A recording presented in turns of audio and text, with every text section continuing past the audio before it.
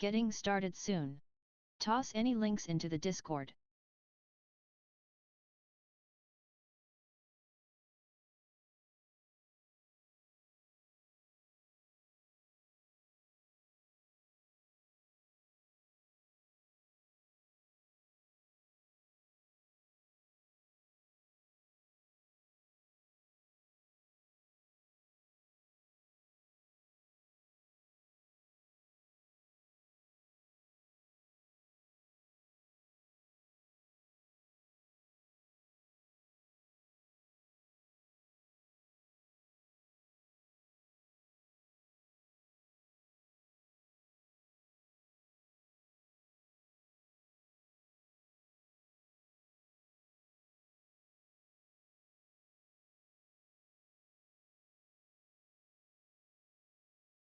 So much for the AI uprising. Can't even reliably make words.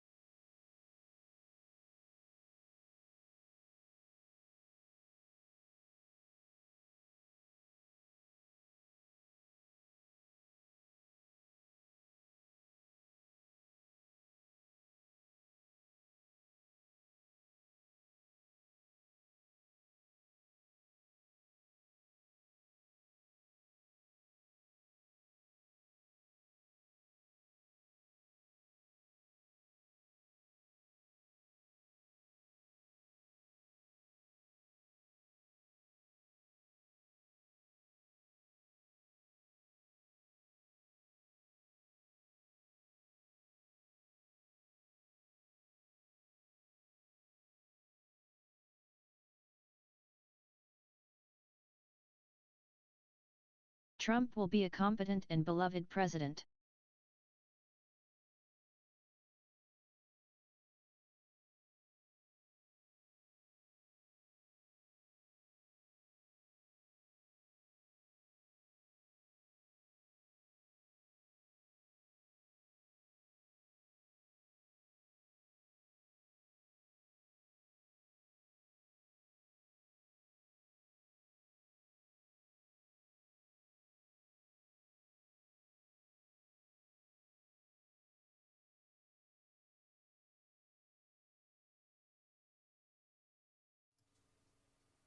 Oh, hi. Hello. How you doing? My name is Waldo, and I'm here to feel the politics with you. Expect some technical difficulties today because I woke up this morning.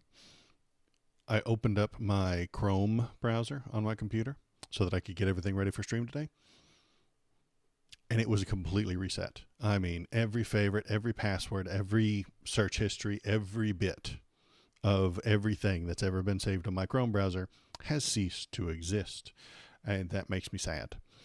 So I spent a lot of this morning just fighting with it and trying to get everything going because I have I have a specific browser, for certain things. All of my personal stuff, all of my human YouTube watching, and all of my normal everyday browsing and stuff like that, I do on Firefox.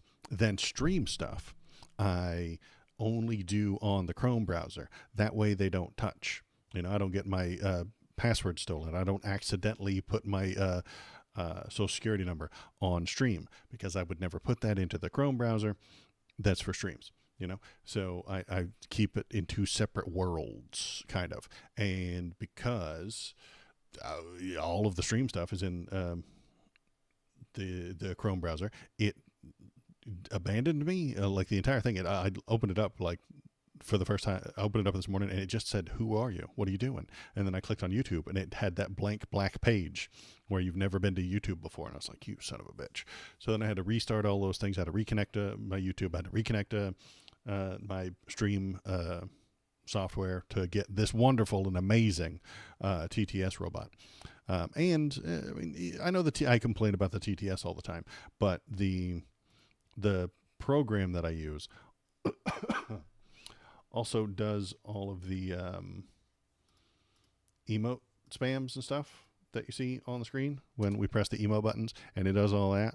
I mean, this works every single time, but the TTS is an issue, and the robot that comes in and does the Discord thing right here, and the YouTube link like that. That's done by the same robot that's doing the emojis, and so that's good and fun and right and cool. But TTS just doesn't work with this program for some reason, and that makes me very sad. Anywho, yeah, so I had to log back into that thing and get it reconnected, and then I had to log into YouTube, and I had to get all this stuff ready, and it just wasn't happening. It took a lot of time, and it took a lot of effort, and then I didn't have time to look at the news and come up with funny things to say. So, and I didn't know, I had no idea if OBS was going to work. I was worried that it wouldn't connect properly to the Windows and stuff like that, but it seems to be okay. OBS is up. Everything is there. Everything is good for OBS, and it hasn't changed any of my settings there, which is nice. And I hope that everything works properly today, but it might not. Just like on the last stream where I tried Friday night to do Path of Exile 2, but it's just too strong. It's too strong for my very old computer. My old computer that hasn't been updated since like 2015, I think. I'm still running a NVIDIA 1070. I know that's ancient, a fossil, but the 1070 seems to work pretty well. And I will work on getting a new rig soon, but that's a long process, you know. And the thing that could help me in that process is to become a follower, become a subscriber. Press the thumbs up button, press the subscribe button, press the bell button, go to YouTube chat, and then just press the heart button a whole bunch. I don't know what it does, but you can do it. I can do it. I'm right here. I'm pressing my own heart button and making little hearts appear on my screen, but it's not on your screen. I don't know what it is about that. But if I go to the YouTube, do you guys see the little hearts when I press it? This might be a no, nobody sees it. I don't see it. What does the heart button do? I can press it 1,000 times and it machine guns a bunch of hearts, but like, wait, somebody else did it that time, I think. Yeah, somebody else did it that time. Okay, this is the weirdest little thing. I guess if you're in YouTube chat, you can see the little hearts. I don't know, but I suspect that the algorithm gets happier and likes me more the more you press those buttons, and yeah, emotes and stuff like that. So if you want to help me get a new rig, then by all means press the buttons, let me know what you're thinking, tell me what you're feeling, hop into chat, say hello, look at the dog thing, look at this little doggy thing, look at him, he's adorable. He just sits on the back of this recliner right here. This is a reclining chair, you can kind of see it, and there's his blanket, his favorite blanket right there, and then he just sits up here, and sometimes he sits right there and stares at me, confused as to why I'm sitting in the corner talking to myself. He doesn't understand the internet. I've tried to teach him, but he just doesn't get it. Hell, he can barely poop outside. I don't think he's ready for IP addresses and DHCP and stuff like that, so he's not ready for those things. Anyway, hi, how's it going? Let's talk about the news. Let's look at the politics. That's what I'm here for. It's right there in my name. So today I've got a Trump interview, a couple of links to funny stories, then Fashion Killer. Hi, how you doing? And then we're going to try to take, I don't know if we're going to be able to, but we're going to try to take the RFK Jr. Department of Health and Human Services test. They've got like some sort of personality test that I've heard is crazy. So we're going to try and take it and see if we can't get I don't know, hired for the DHS. Uh, most of our two is to be the right feeling. Yeah. So let's get started. Turn the friggin' frogs gay. Blader dive. You just turned a frog gay. I hope you're proud of yourself.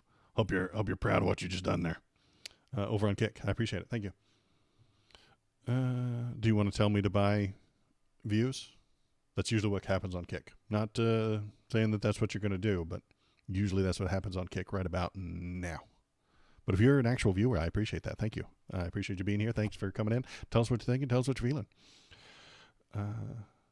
Working on a project. Working on my blender. Okay, fantastic. I love that you're a person, Blader Dave. I really do appreciate that. I do. That most of the time, I'm not on the Kick. What happens is I get a follower on Kick, and then they tell me that to subscribe to their thing that will get me more views, and I'm like, wow, you're an actual human being, and I love that about you.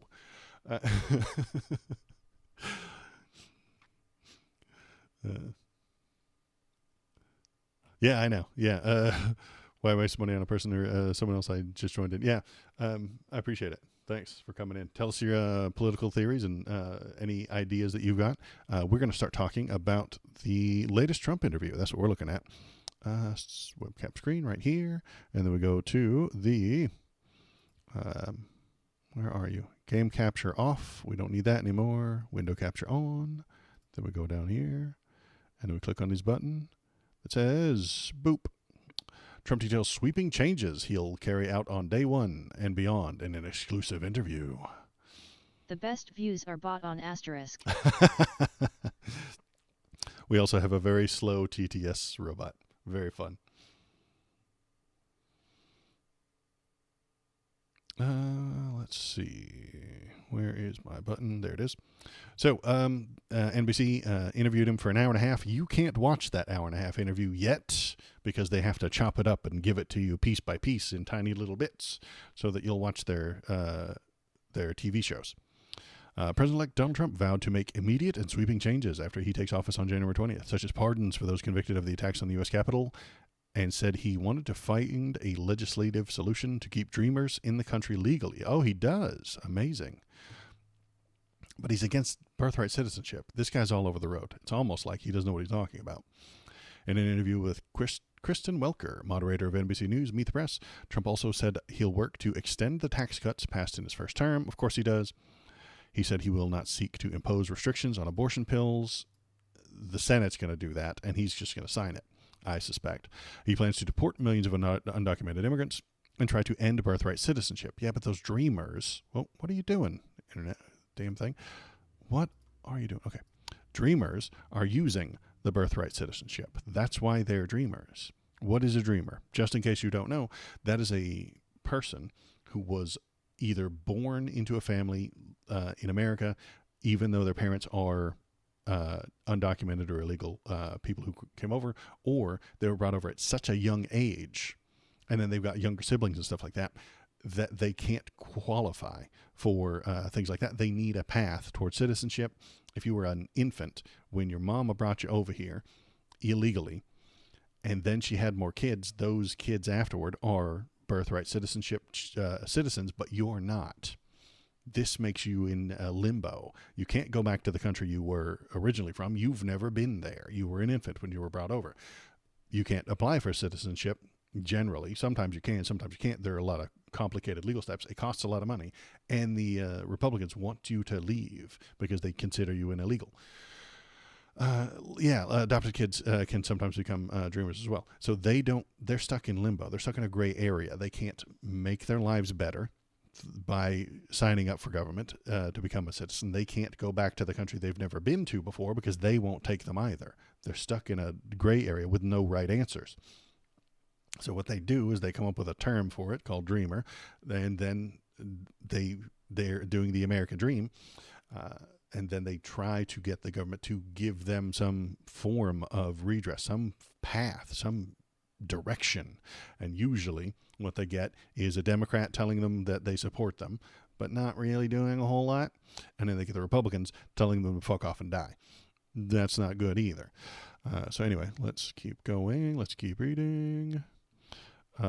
He wants to end birthright citizenship, and he said the pardons for Jan 6 rioters will happen on day one, arguing many have endured overly harsh treatment in prison. These people are living in hell, said Donald Trump.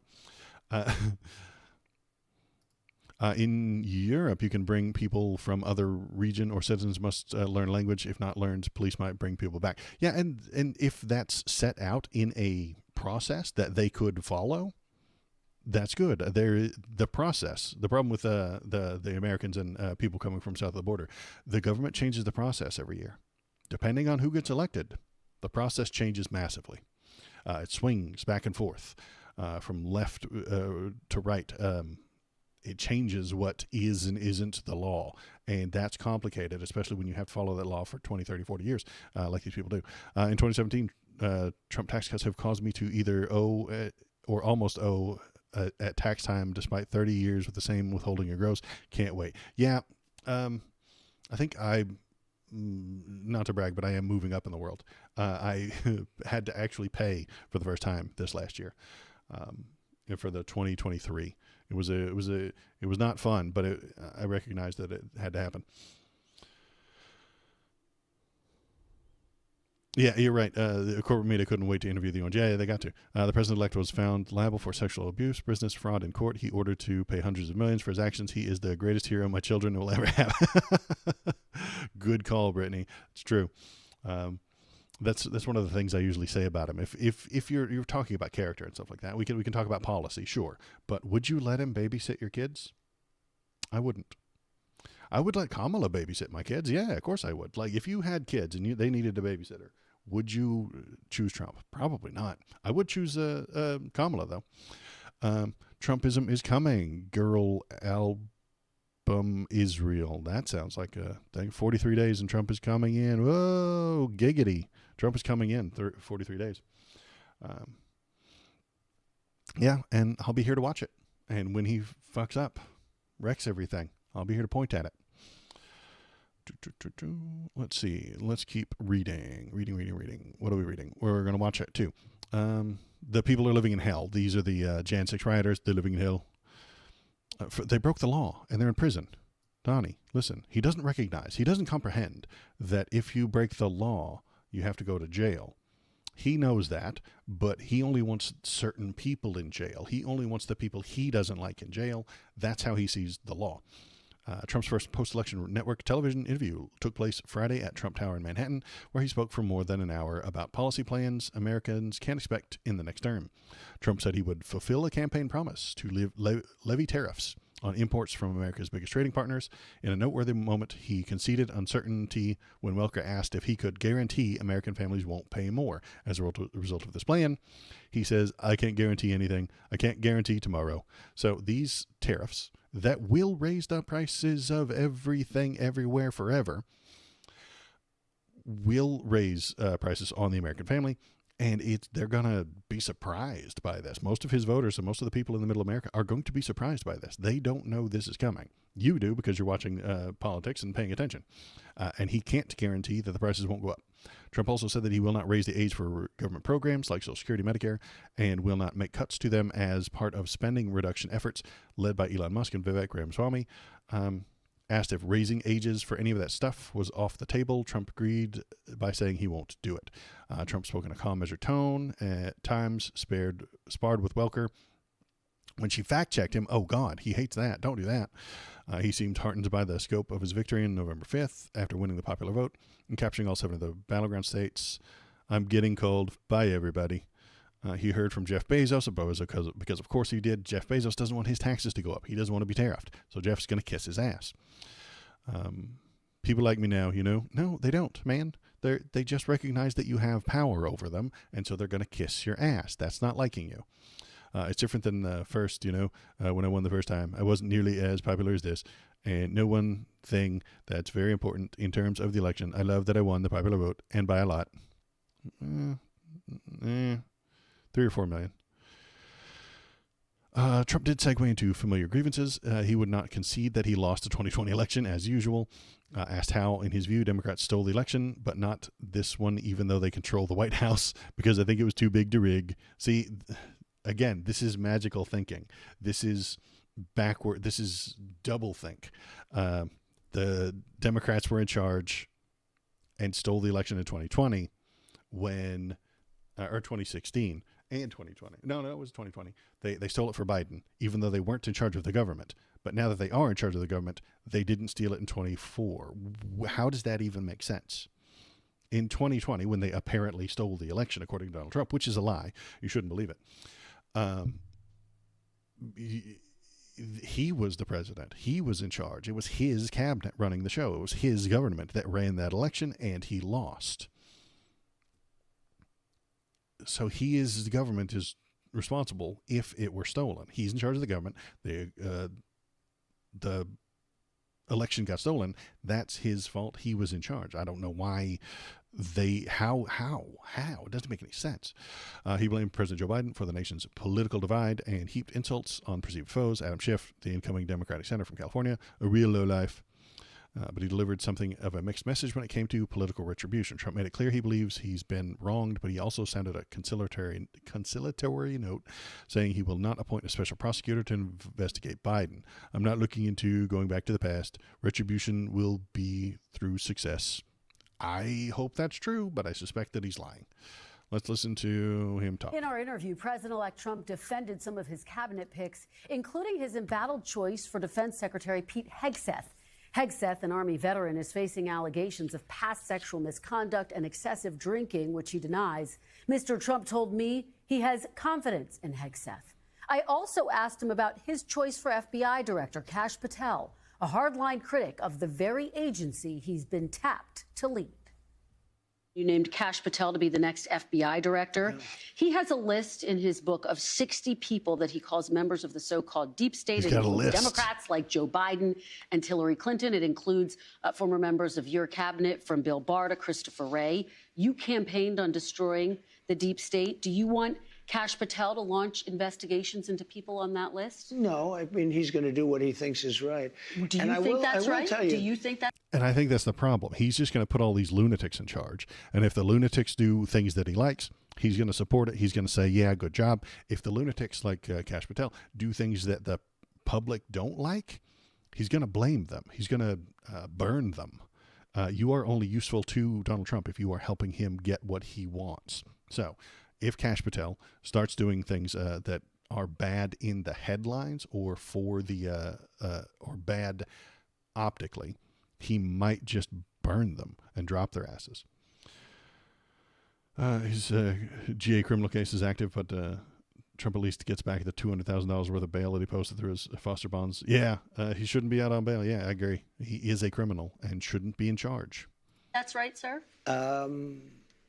If they think that somebody was dishonest or crooked or a corrupt politician, I think he probably has an obligation to do it. But unless they're Republican, don't you dare go after Republicans.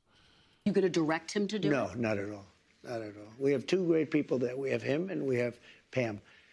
And Pam Bondi has been like a rocket ship. She's very popular and very good and very fair.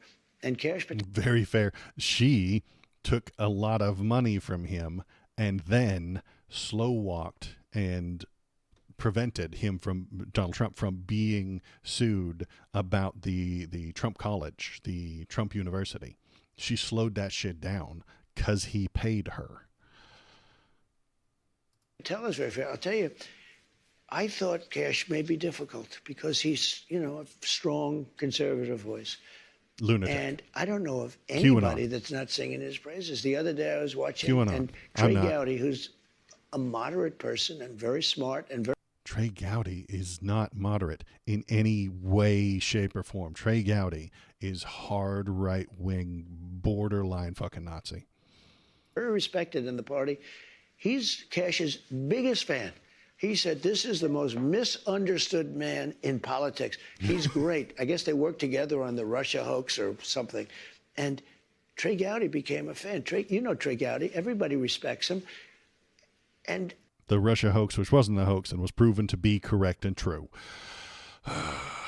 You know, just like him, others also. I don't know of one negative vote. I don't think he's going to have any negative votes. Is it your expectation, though, that Kash Patel will pursue investigations against your political enemies? No, I don't think so. Do you want to see that happen? If they were crooked, if they did something wrong, if they have broken the law, probably. They went after me, you know. They went after For me. breaking the law. You broke the law. They went after you. Nothing wrong. Well, let me ask you this. You said President Biden, quote, that you're going to appoint a real special prosecutor to go after Joe Biden. You said that Where during did I say that? the campaign. Where? You said that on Truth Social, June 12th, 2023. I will appoint a real special prosecutor to go after the most corrupt president in the history of the United States, Joe Biden, and the entire Well, that Biden part is crime true. family. Well, that part is true. When he said it back then, it was true, and what he's saying now is also true. You see this, the trick that you have to know about Donald Trump. Whatever he's saying right now is what's important and what is true. If you take the words that he said in the past, then bring them up to him in the present, you're doing fact-checking. You're the enemy of the people. You're doing the press's job, and that is a bad thing. Don't do that. You can't do that. You can't listen to what Trump said. You have to listen to what he is saying right now. Yeah, how dare she use his own words against him? Are you going to do that? Are you going to go after Joe Biden? I was told there would be no fact-checking. I'm really looking to make our country successful. I'm not looking to go back into the past. I'm looking to make our country successful. Retribution will be through success. If we can make this country successful, that would be that would be such a great achievement. Bring it back. We have a country now that's overridden with crime, that has millions No, it's not. That's a lie. of people that shouldn't be here, that should be in prisons in other countries, that should be in mental institutions. We have. He keeps saying that, but it's never been proven. Find one bit of evidence about mental institutions in other countries emptying their people on the American southern border. There's no evidence that this exists. This is a magical unicorn that he keeps pointing to and screaming at and telling you that it exists, and it doesn't. Drug lords being dropped into our country and told never go back to their country. I'm looking to make our country great. I'm looking to bring prices down because, you know, I won on two things, the border and more than immigration. You know, they like to say immigration. I break it down more to the border, but I won on the border and I won on groceries. It's a very simple word. Right. He won lying to you about the border and promising you shit about groceries that he's not going to fix. He can't fix the price of groceries with a tariff. Tariffs will make every grocery item everywhere forever go up. Groceries, like almost, you know, who uses the word? I started using the word, the groceries. When you buy apples, when you buy bacon, when you buy eggs, they would double and triple the price over a short period of time. And I won an election based on that. We're going to bring those prices way down. Those prices went up because of the greed of the companies who want more money. As inflation rose, and it did rise, they needed to charge more to make more money. And even if that company didn't need to raise their prices, imagine two bacon companies. One bacon company, because of inflation, has to raise their prices. The other bacon company doesn't have to, but they do so that they can make more profit. And now all the bacon is about the same price. And this is going to happen with when the tariffs roll in. Imagine a tariff on a Chinese car. Chinese car gets a 100% tariff. That makes the price go up 200%.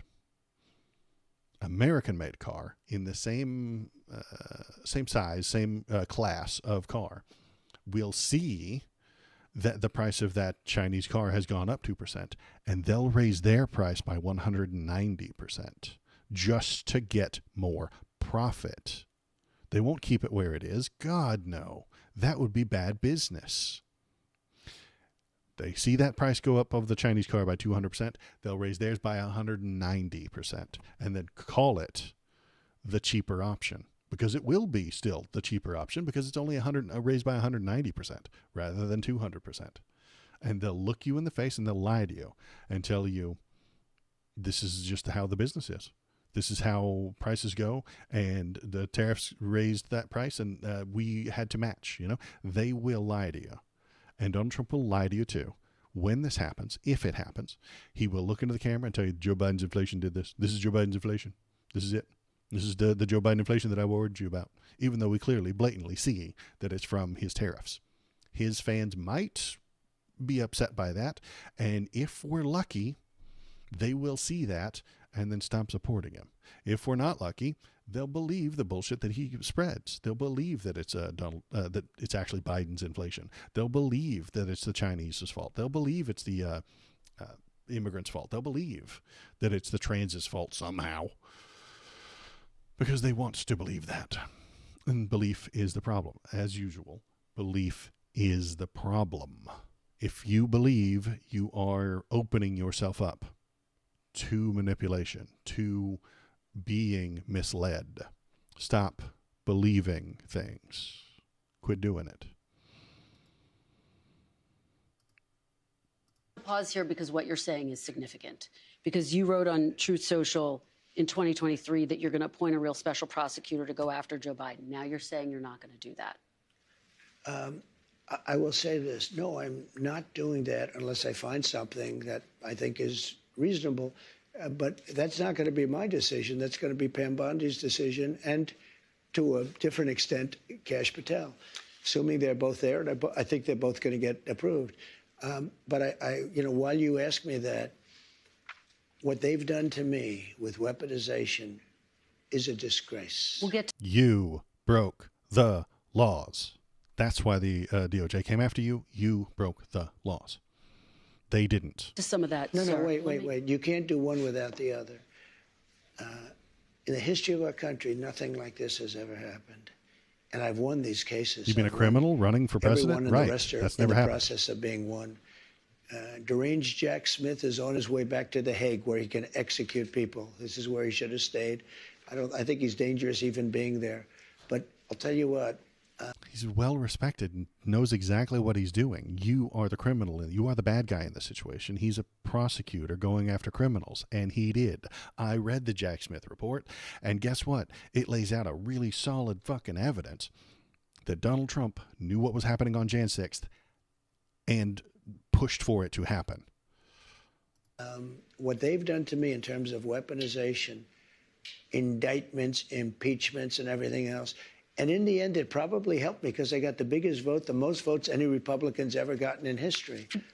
Pam Bondi talks about investigating the investigators. Do you want her to investigate? I know. Why does the media not do what I'm doing right now? That's why they're all failing. This is why NBC is failing. This is why MSNBC is failing. This is why CNN is failing, because they're not doing what I'm doing. You are saying things that are not true, and you just get to spread it to all the people. And then the internet gets all the internet people get bought up by the right wing and paid off by the right wing, or they get shut down on Twitter and shit like that because they don't push right wing agendas, and that's a different problem. That's a different complaint. Investigate Jack Smith. I want her to do what she wants to do. Do you want to see Jack Smith investigated? Well, I think he's very corrupt, but He's corrupt. In what way? Name anything, literally anything that he has done incorrectly. Any bit of money that he has stolen, I'm willing to bet, and I would stake my reputation on it, that Jack Smith is the most squeaky clean human being there ever was. I want her to do whatever she has to do. Are you going to direct her No, to I'm not. prosecute I'm not. Jack She's Smith? a very smart person. She was a great attorney general in Florida. She's very experienced. I want her to do what she wants to do. I'm not going to instruct her to do it now. Sir, are you going to fire the current FBI director, Christopher Wray, who you appointed? Well, I can't say I'm thrilled with him. Are you going to fire the person that you appointed? Yes, he is going to exactly do that. Are you, sir, going to deny the things that you said on Truth Social? Yes, he is. Are you going to go back on all the promises you made? Yes, you are. Is he going to lie to you about the border some more? Yes. Is he going to lie to you about the number of immigrants that got deported? Yes, he is. Is he going to go back on the tax cut promises that he made? Yes. Man, I'm telling you, don't listen to what he said. You have to listen to what he's saying right now. And that's why the people like him, is because he will just say whatever it makes them happiest at the moment. He invaded my home. I'm suing the country over it. He invaded Mar-a-Lago. Because you broke I'm the very law. unhappy with the things he's God done. And crime is at an all-time high. No, it's not. Migrants are pouring into the country. No, they're from not. prisons and from mental institutions, as we've discussed. I can't say I'm thrilled. I don't want to be Joe Biden and give you an answer and then do the exact opposite. We're going to talk about that. Literally what you do every time. Every time. I'm not going to do that. What I'm going to say is I certainly cannot be happy with him. You take a look at what's happened. And then when I was shot in the ear, he said, "Oh, maybe it was shrapnel." Where's the shrapnel coming from? Is it coming from heaven? I don't think so. He exploded. The teleprompter exploded. The teleprompter got hit by a bullet and it exploded. That's a hell where they trespass. Like, maybe it was shrapnel. Okay? Then when you looked at the facts, it turned out it wasn't. Okay? Who cares? What difference does that make? So, personal petty grievance. He needs people to think he's a hero for getting hit with a bullet. He's less of a hero if he got hit with shrapnel. And he needs his hero status to be higher than just shrapnel. we need somebody to straighten. I have a lot of respect for the FBI. But the FBI's respect has gone way down over the last number of years. Don't you have to fire him in order to make room for Kash Patel if he is, in fact, confirmed? Well, I mean, it would sort of seem pretty obvious that if Kash gets in, he's going to be taking somebody's place, right? And somebody is the man that you're talking about. I asked you last That's some corpo speak, isn't it? Some roundaboutism right there. time we sat down for an interview if you were going to pardon yourself. You said no. But now that President Biden has pardoned his son, Hunter, are you reconsidering? Might you pardon yourself? I didn't do anything wrong. You have literally been found guilty in a court of law. I was given the option. And the lawyers told me, a very specific lawyer, I don't have to go into who, but very high up in the administration said, "Sir, if you pardon yourself, you're going to look guilty. And you did nothing wrong." Oh, I had that option. I could have saved myself a lot of legal fees, but it turned out that I was right. Look at what. You weren't right. You didn't get found not guilty. They're dropping the Jack Smith case and the documents case because you won again, because you lied to enough people to convince them to vote for you, and now you've won again. And the DOJ, for some dumbass reason, has a written policy from the 70s where they don't convict or the sitting president, and they only let the Senate do that. What's going on? Everything's being dropped. I still have Dropped. a Fani Willis. Not guilty. A total hoax. That's a total hoax. No, it's not a hoax. It's been proven in a court. This guy has no idea what proof is, what evidence is, what court cases are, what laws are. He has no ethics. He has no guidelines. He has no principles. If it's good for him, it's legal. If it's bad for him, it's illegal. That is the only rule that we're going to have for the next 4 years. Fear among Trump's political opponents is that he'll use the government's fearsome investigative machinery to exact vengeance. He has chosen two allies for the top law enforcement positions, Pam Bondi, Kash Patel, who are lunatics. Let's skip over it. Interview covered a range of topics during which he continued to keep some space between himself and the conservative Project 125. That was intended to be a blueprint for his administration to implement the new policies. He's doing everything they say anyway, but not pointing at them. While he once disavowed the policy guidebook, he embraced it more closely and agreed some of the drafters are now part of his incoming administration. Many of those things I happen to agree with. That's why they put it together. Yeah, Shinseto, you're right. It's not a policy. It's just a fucking memo that they follow. He said he would. Well, God, quit doing that. Something weird about this website that does that. Where did I leave off? Okay. He said he would consider raising the federal minimum wage, which has been at $7.25. I will agree, it's a very low number. He said he will release. I don't believe him when he says this. This is more that fake populism. God, stop doing that. What are you doing to me? Making me look stupid. All right. What are we doing? $7.25 an hour. I don't believe he's going to do that. That's more this fake populism crap that he likes to run. Bernie campaigns and pushes for raising the minimum wage. $7.25 an hour is not nearly enough. The millionaires and the billionaires, they need to pay more in their taxes. We're pushing for a living wage, and Bernie pushes for those things, and the people like hearing it, which means Donald Trump will say it, but he will never do it. And then he'll blame the Republicans in the Senate for not upholding it and beg you to vote for him so he can do it. This is a very common political ploy. The Democrats did it with gay marriage forever. For the entire 80s and 90s and 2000s, that's what the Democrats ran on. Hey, we totally support gay marriage. We totally want it. We totally love it. It's your right to get married, no matter what your genders are. We just can't get it through the Senate.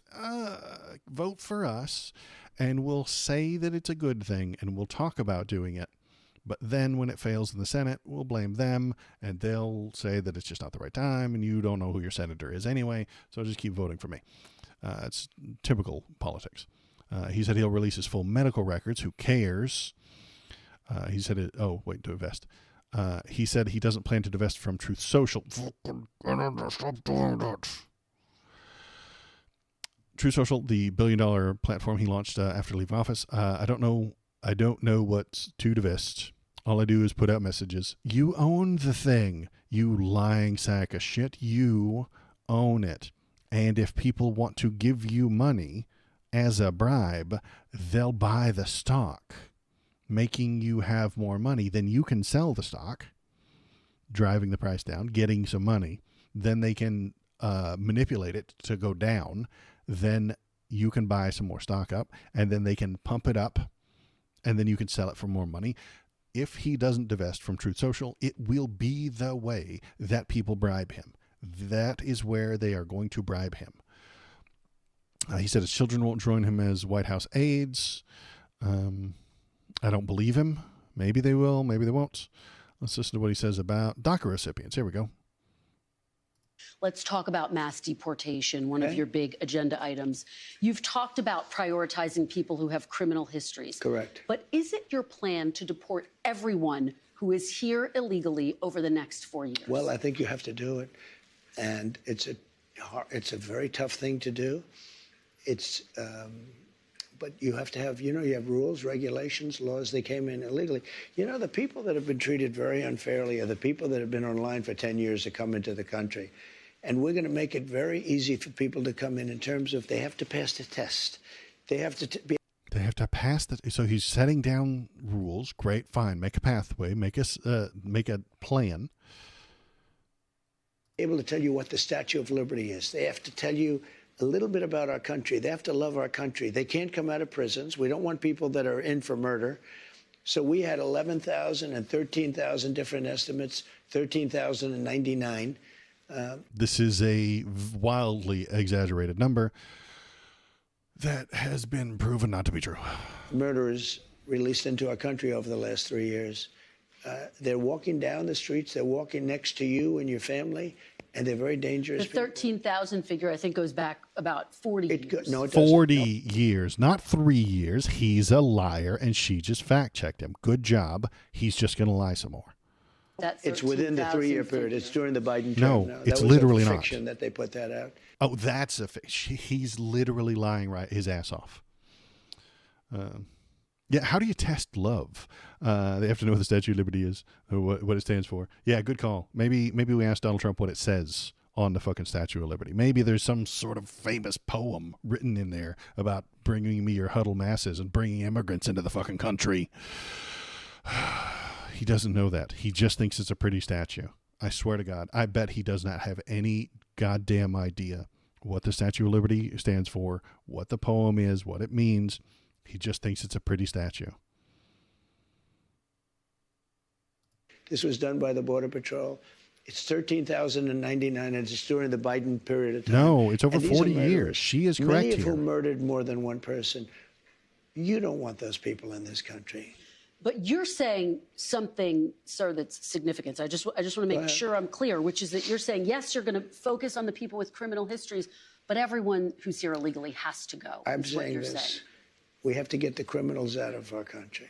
We have to get people that were taken out of mental institutions and put them back into their mental aren't any of institution, those. no matter what country it is. You made it up. Do you know that Venezuela, their prisons are at the lowest point in terms of emptiness that they've ever been? I'm willing to bet that's a lie. I will look at Venezuela prison population here in just a minute. Maybe I should just type that in right now. Venezuela prison populations. He heard there would be no fact checking, but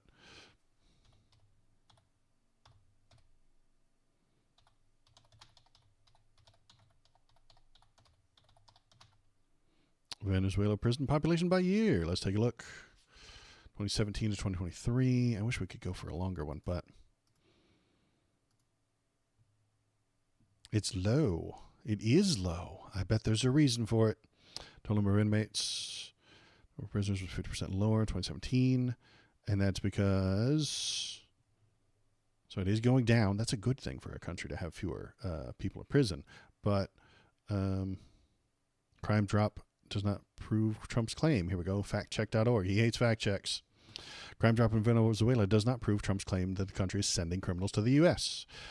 Anyone who's heard a speech by former President Donald Trump in the last few years has certainly heard this unsubstantiated claim that countries around the world are emptying their prisons and mental institutions and sending those people to the U.S. Trump has offered scant support for this claim, but in virtually all of his recent speeches, he has been citing a reported drop in crime in Venezuela as evidence that the economically and politically beleaguered country is sending their criminals to the U.S. Experts in and out of Venezuela told us there is no evidence to back up Trump's claim. Reported crime is trending down in Venezuela, though not nearly as dramatically as Trump claims. The crime experts in the country say that there are numerous reasons for that, and they have nothing to do with sending criminals to the United States. Again, he lies constantly. None of it is true. He was hired. He was elected on this gigantic lie.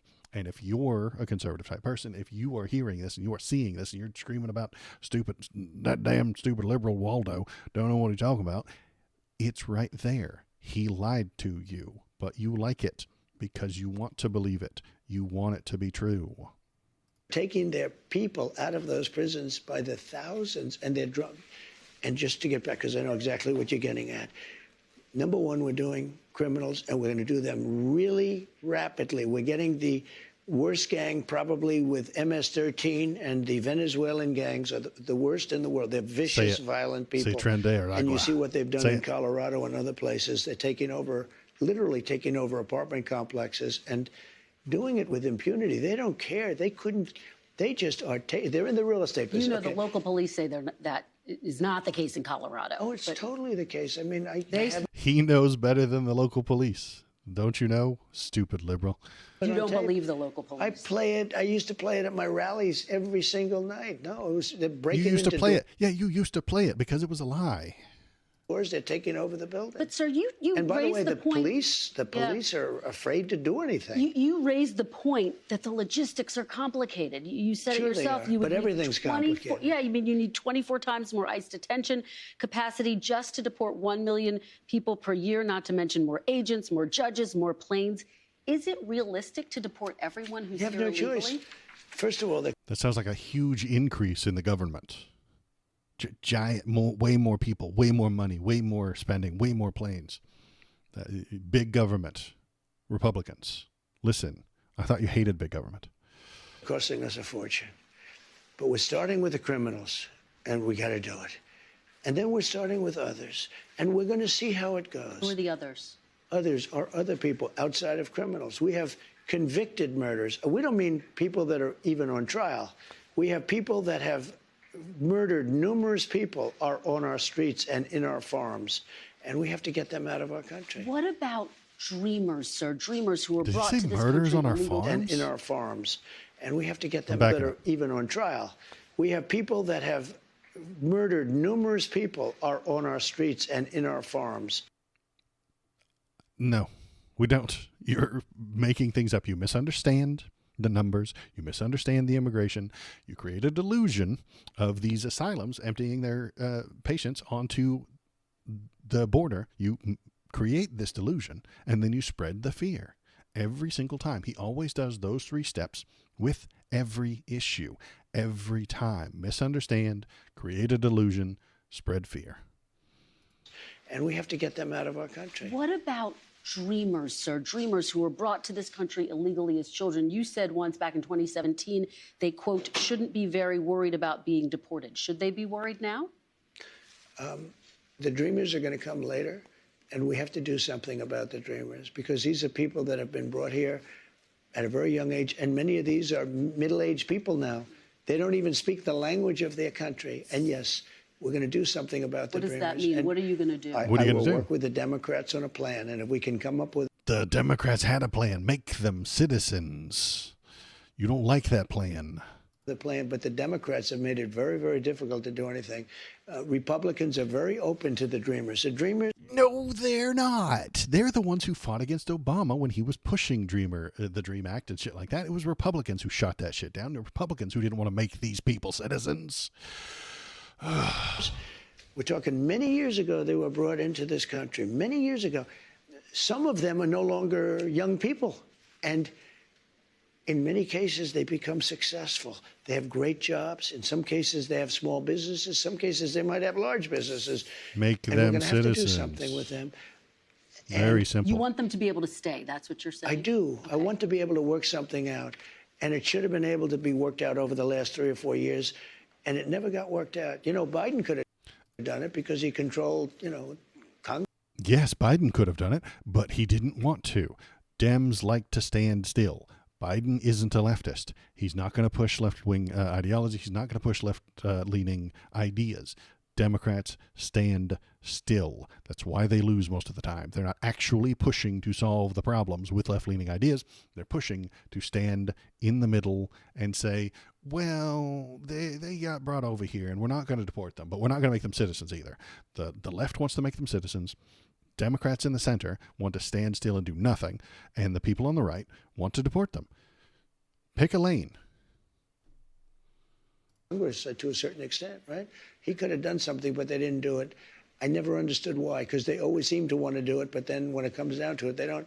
I think we... Just like I was saying about gay marriage a few minutes ago. The Democrats run on it, promise to do something, then fail to do anything because they don't want to do anything, because they're paid not to do anything. The donors, the people who are paying their bills or paying the billions of dollars to get them elected, don't want them to do anything. We can work with the Democrats and work something out. Let me ask you about another group of people, the estimated 4 million families in America who have mixed immigration status. So I'm talking about parents who might be here illegally, but the kids are here legally. Your borders are... You're talking about separation? Yeah, well, I mean, there are 2 aspects to this. Your borders are, Tom Homan said, they can be deported together. Correct. Is that the plan? Well, that way you keep those... Well, I don't want to be breaking up families, so the only way you don't break up the family is you keep them together, and you have to send them all back. Even kids who are here legally? Well, what you're going to do if they want to stay with the father? Look, we have to have rules and regulations. You can always find something out like, this doesn't work, that doesn't work. I'll tell you what's going to be horrible. When we take a wonderful young woman who's with a criminal, and they show the woman, and she could stay by the law, but they show the woman being taken out, or they want her out, and your cameras are focused on her as she's crying, as she's being taken out of our country, and then the public turns against us. But we have to do our job, and you have... That's why you shouldn't do it. Donnie, listen, you know the reason you shouldn't be doing this, and you would like to... He wants that to happen. He wants her to be taken out. Just don't let anybody see it. Don't let the cameras see it. Idiots. Have to have a series of standards and a series of laws. And in the end, look, our country is a mess.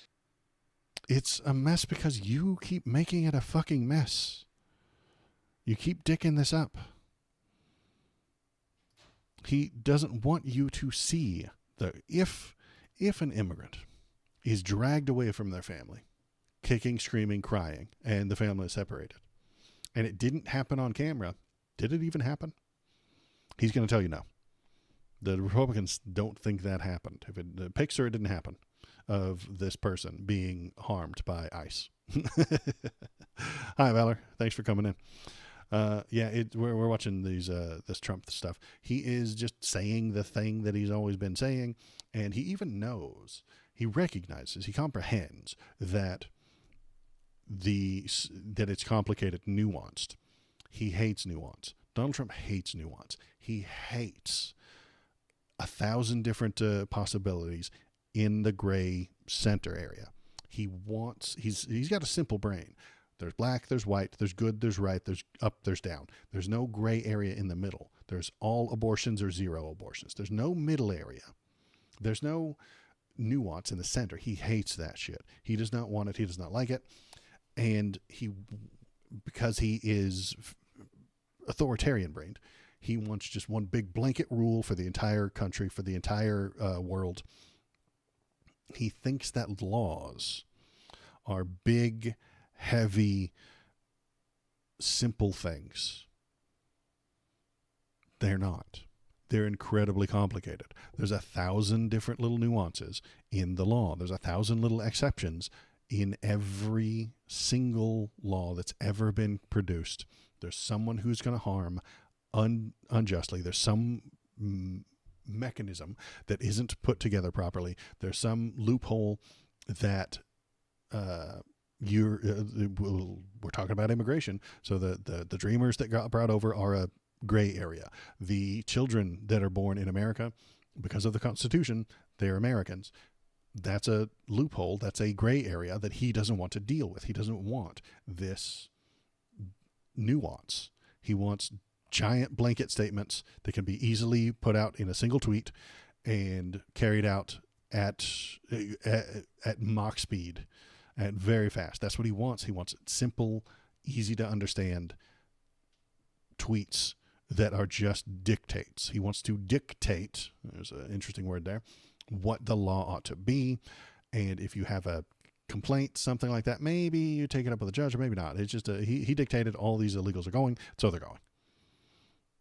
There's 1,000, if there are 11 million immigrants, and there are 11 million reasons. There are 11 million situations, 11 million snowflakes that are not like the other snowflakes. There are 11 million individual situations that have to be sifted and sorted through one at a time by intelligent people with their best interests in mind.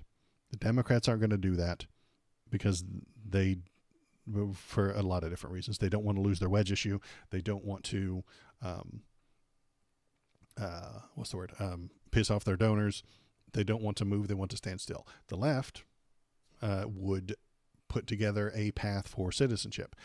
Show up, fill out the paperwork, talk to a judge, pay a fine even for coming in illegally, follow these steps, and over the next 6 years, if you don't commit any crimes and you don't get into trouble and you do all the right things and you pay into taxes, you can become a citizen. The right wants them all to leave and be kicked out. But even then, they might not actually want to do that. They might actually be playing a scapegoat game. I am worried that the right will actually get this done and get millions of people moved out, and they'll have to find a new scapegoat. They'll have to blame the trans people for anything that goes wrong on the stock market, and then they'll blame the black people, and then they'll blame the women, until the only people left in charge in the country are straight white men, and that'll be a boring country. It'll be a terrible place. Won't be able to get anything good to eat anywhere. Anyway, let's go back to this. This is just what he said, so that we can read it. He has concepts of a plan for healthcare. I'm sure this is going to be great. Let's hear it.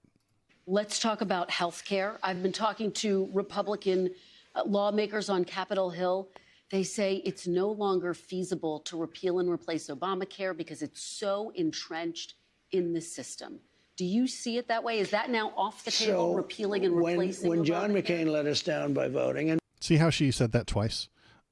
Because that was his plan. That was his words, repeal and replace. That was his plan. She's using his words against him, as usual. She's doing a good job. Murkowski and Collins and whoever it was that voted against. But they really let us down. They did us a great disservice because we would have had great health. Obamacare is lousy health care. Okay, so he's mad that John McCain gave the very famous thumbs down to repealing Obamacare. He didn't have a plan to replace it. They could have repealed. He had no plan to replace it. He had nothing. Back then, that was 2017 or something like that. And he thinks Obamacare stinks. Okay, great. It's very expensive health care for the people. It's also expensive for the country, but for the people. It's lousy health care. When John McCain gave his thumbs down after saying for 10 years that he wants to repeal and replace, okay? He gave that thumbs down because you, Mr. Donnie Trump, did not have the replacement. He said it into a camera. John McCain went in front of a camera after giving that thumbs down and said, I can't give the thumbs up until you, Donald Trump, give me a replacement. Donald Trump did not do that because he has no replacement. He has no plan. He has no idea what to do. He doesn't comprehend it. It is too complicated a situation for him to wrap his very, very tiny brain around. And then he came out, put his now famous thumbs down, and he became a hero to the left. Let me tell you, if we find something better, I would love to do it. But unless we find, but one thing I have to say. He still doesn't have something better than Obamacare. Hi, Zovac. Thanks for coming in. Tell us what you're thinking. Tell us what you're feeling. We're watching Trump's latest interview. It's pretty much the same as he always has been. He doesn't have a better plan. He can't find something better than Obamacare. Obamacare is terrible and horrible, but we can't find anything better.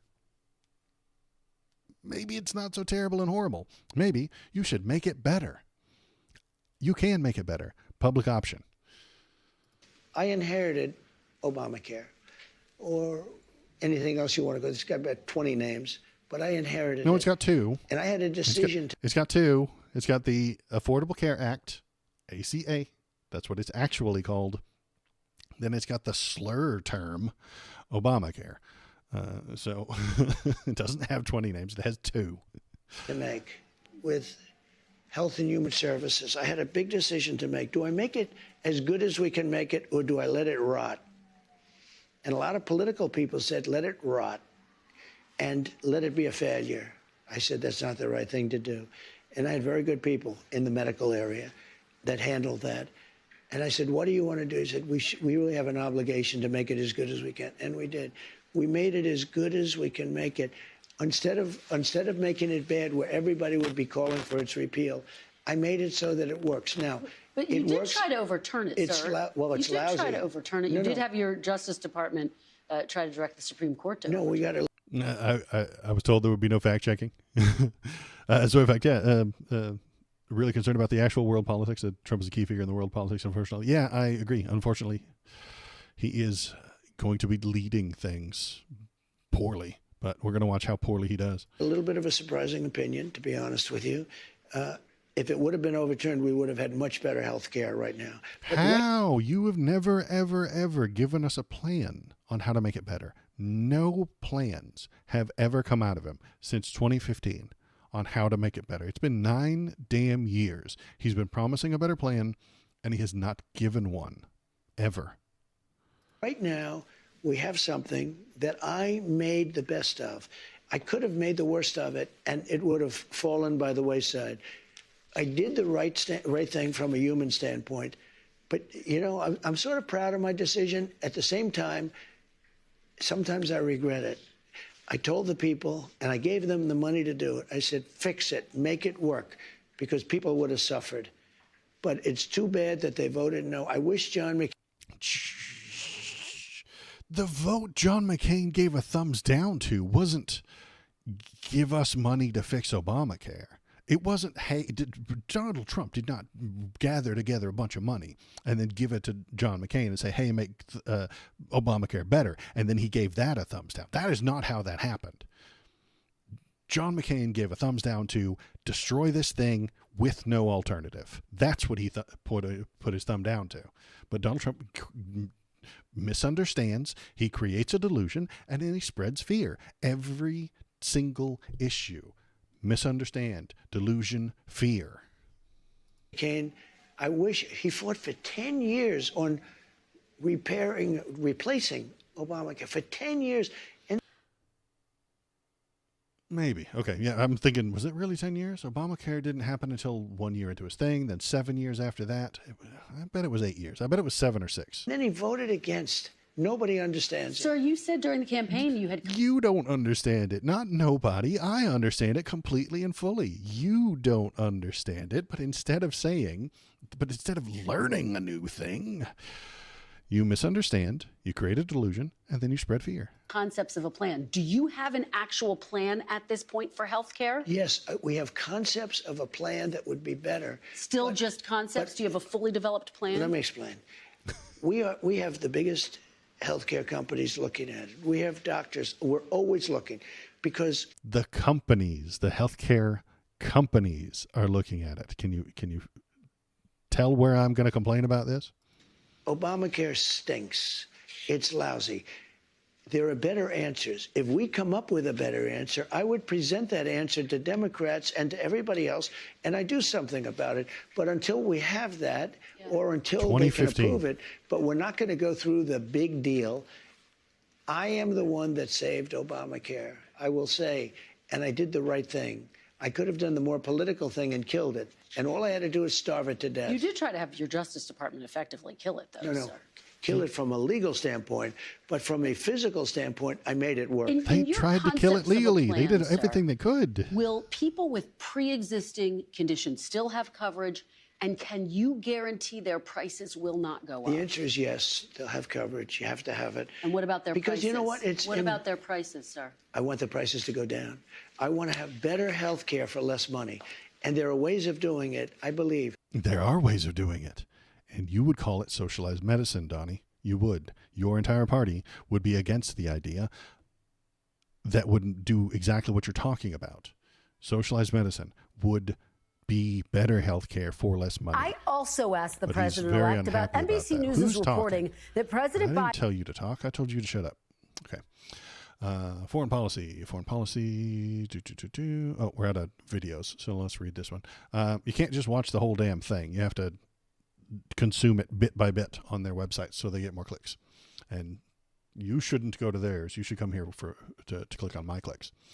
Later Friday, after the interview, Trump flew to Paris for a ceremony making the reopening of the Notre Dame Cathedral. Fine. I was about to complain about cathedrals and religion again, but I don't want to. Let's see. Would you stop doing that? In the interviews with Meet the Press, Trump said he actively ended the war, trying to end the war, if I can, adding that Ukraine can possibly expect it won't get as much military aid from the U.S. when he's back in office. So Ukraine's going to get less, which means Russia's going to win. He would not commit to keeping the U.S. in NATO, the European military alliance that has been the bulwark against Russia since World War II. If they pay their bills, absolutely. Boss, we're the largest and the richest country in the world. Not the largest, but the richest and the most powerful country in the world. We would pay more. He doesn't understand the idea.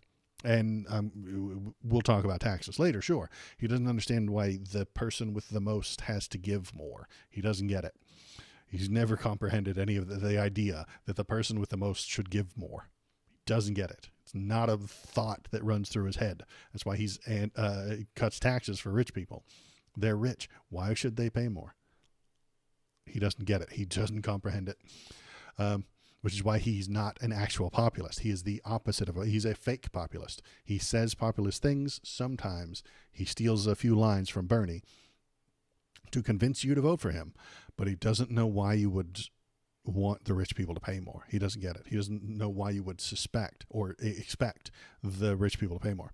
Zorvek says, my guess for the future, Trump will turn the U.S. economics to shit. I think you're right. He will not comply with the NATO treaty if states do not meet the 2% hurdle for defense spending. And that's what Germany will after new elections. We actually have no government because of the coalition broke. We'll build an European army against the Russian aggression. Okay, yeah, that sounds like a solid prediction. I could probably see all of that happening. I would agree with you that Germany doesn't spend that 2% into NATO, so NATO starts to fall apart. The U.S. Backs out of it. Germany might back out of it and then build their own smaller non-UN forces. This is balkanization, man. This is the opposite of globalization. We are not becoming one planet. We are becoming 200 little fiefdoms, 200 little countries. Now, conservatives want that. Conservatives like the idea of solid borders and isolationism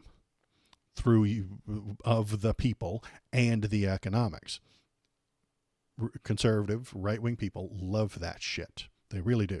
They want to build a wall on the on the southern American border to keep out the immigrants. They want to build a wall on the north to keep out the Canadians. They want to build a trade wall on the east so that we can't trade with Europe, and they want to build a trade wall on the west so that we can't trade with Asia. They think this is a solution. It's not. For a rich country like America, who has a lot of resources left, it would be beneficial to their stock portfolios to do so, but it would be harmful to everyone else, and it would lead to, I'm going to say, not kind of like jealousy. It would lead to longing. It would lead to shortages in other parts of the world, and then the other parts of the world would then start invading other people to get what they want. Split up the people, because if they unify, we'll be in trouble. Yeah, good point, Valor. That's exactly what they want. They want the people divided so they cannot band together to take out the real problem, which is the millionaires and the billionaires. The rich people do not want you becoming united to fight them. The CDU is actually the most popular party for the new elections, and guess what? They are conservative right-wingers who love European borders and war in the East. Yeah, exactly. They want those solid, hard borders. They want more control over the people within their area. And that's what it's always been about. The conservatives and Donald Trump want control. They need control. People walking across a porous border means a lack of control that irritates them, it irks them, they hate it. The idea that a company could trade with, a company in America could trade freely with Japan means they don't have control over it. They're unhappy with this. They hate it. The ability to marry whoever you want is a freedom that they would take away. They want control. They demand to be in charge and do what they say. They think it's better to be isolated. They're going to force isolation on you. They think it's better to have a nuclear family. They're going to force that on you. They think it's better to deny gay marriage. They're going to force that on you. They think it's better that women don't take birth control. They're going to force that on you. They think it's better to cut the taxes of the rich people. They're going to force that on you. They think it's better to vote one day instead of over a week. They're going to force that on you. They think it's better to vote in person rather than by the mail. They're going to force that on you. And what I'm describing is a lack of freedom. This is what the conservatives do. This is what Republicans do. This is what the right wing does. Restrict freedom in exchange for control. They lower your freedom, step by step, bit by bit, little bit at a time, so that they can control more of the outcomes, more of what the people are and aren't allowed to do. Donald Trump is anti-freedom. Always has been. He does not want a week's worth of voting to happen. Too much freedom. Corral that shit. Bring that shit in. Don't you let people vote 7 days in a row. God, no. He hates that shit. Don't let people vote online or from the mail. Does not want you to have that freedom. Don't let people marry who they want. Do not give them that freedom. And that is why I'm always against them. This is why I feel so strongly in what I'm talking about, that I could come on to a YouTube to millions of viewers and shut up. Let me have this. Let me imagine Let me believe that I have millions of viewers. That's why I feel like I can come on here and talk about it. Let's see. What else we got? One phrase that leapt out of Trump's first inaugural address in 2017, American Carnage, it evoked a nation ravaged by crime and saddled with rusting factories. The crime is a lie. He's lying about that. And the rusting factories are not because of the American people. It's because of the business owners. Those factories are not coming back. Any American, any conservative who thinks that the factories are coming back is wrong. You live in a fantasy. Those factories only popped up. America only became the manufacturing capital of the world after World War II. Anything in Europe or Asia that looked like a factory got bombed. So when World War II ended, there were no factories in Europe and Asia. They were all bombed. None of the factories in America got bombed. So the American GIs who came back from World War II started working, and the factories were built. Were already there. They didn't have to be built. They were already there. And they just started knocking that shit out over and over and over again. And we just started exporting it to every part of the world. Built in the USA was a fluke. Over the next 20 years, Europe and Asia built their factories back up and no longer had to buy from America, which meant that the jobs could go somewhere else. The American businessman in the 80s realized that they could pay people in China pennies an hour to do the same work. That's what they're going to do. This is not because of the American people. This is not because of the American law or the Democrat Party or the Republican Party. Kind of the Republican Party, but they do tend to be businessmen and listen to the businessmen and do what the businessmen tell them. This is because of the American economy. Economists want cheap labor.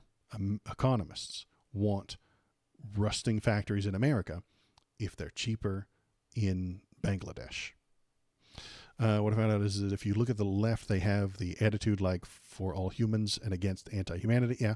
And if you look at the right, they have the attitude of our ideology against the others. Yeah, I agree with you. No matter if they are extremists or more centric conservatives, that's really sad. Well, it's probably true. Took to a weapon production in Europe. Producers work closely together with American producers. Only look at Rheinmetall. So yeah, American carnage is because of the stockholders. There is if you think that American carnage is a bad thing, this crime and rusting factories, that's due to shareholders, not the American government, not the left wing, not the Democrats, not the American people. Shareholders caused the American carnage. This time, the takeaway from his inaugural speech will be different. We're going to have a message. It will make you happy. Unity. It's going to be a message of unity. No American carnage, no. Okay?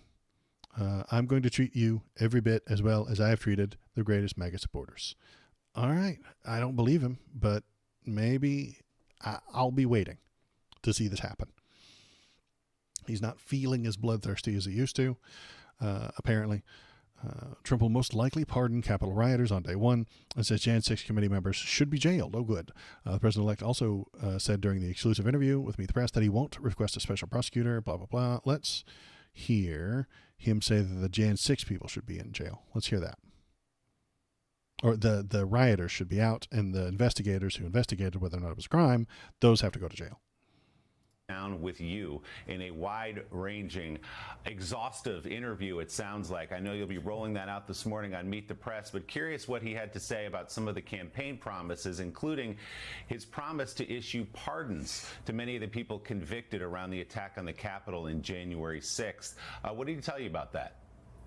Willie, it's a great question. This was a wide-ranging conversation. It lasted for nearly an hour and a half, took place at Trump Tower. And I did press him on that campaign promise, whether he still intends to pardon those who've been convicted of attacking the Capitol on January 6th. He said absolutely he is going to look at the cases individually. Notably, Willie, he said he plans to do so on day one, so the first day he's in office. And he didn't rule out pardon pardons for the some 900 people who've pleaded guilty of their crimes that day. So we are tracking that very closely. We talked about other pardons, Willie, including NBC's reporting that President Biden is looking at the possibility of preemptive pardons for some of those who've clashed with President-elect Trump, from Adam Schiff to Anthony Fauci and Liz Cheney. We'll bring you his response there. We also get his first reaction to President Biden's decision to pardon his son, Hunter. And that is just one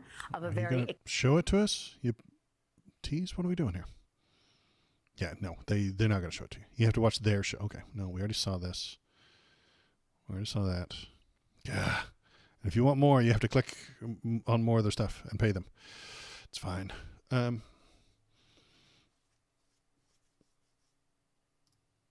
see. Germany had a really left government, a lot of parties to choose from, but now the centrists and the right-wingers are growing. Left wing disappear. That's unpleasant, but it's probably true. Yeah, that sucks. I hate it. If you want to progress, move left. Progress is a left-leaning ideology, honestly. If you want to regress, if you want to go backward because something horrible is in your future, then you need a conservative party to drag you backward or to drive backward in case it's an emergency. I don't see any good reason for going backward right now. I really don't. There's only one thing that I would go back on, and that's tax code and tax percentages. Let's keep reading the news. What do we got? Trump's comments on future elections should terrify you. Donald Trump made a chilling remark while accepting an award for a supposed patriotism. Yeah, the Fox News invented the Patriot of the Year. It's a very real and important ceremony that has that is from the it's got a long history. Patriot of the Year. I would like to also accept my award as #1 politics streamer of the year. I appreciate it. Thank you. I invented the award. I and KBP are the only people on the board determining who should be the #1 political streamer of the year. And it was a unanimous vote between he and I that it should be me. It's well deserved. I appreciate your support, Valor. Thank you very much. I respectfully accept this award that I invented and is not real and is made only to make me feel better. This is the award statue right here. I've got the award statue right here, and it's here. It's literally in my hand. You can't prove that it didn't happen. This is the statue for streamer, #1 politics streamer of the year, and I have the award. So obviously I won it, right? Clearly. If anybody starts giving me grief, I've got the trophy right there. I don't know what more you want from me. Anywho, this also very real award, the Patriot of the Year. Donald Trump said some things that were crazy because he is crazy. They tried, and then they just dropped their placards and went home. They said, "This is a slaughter."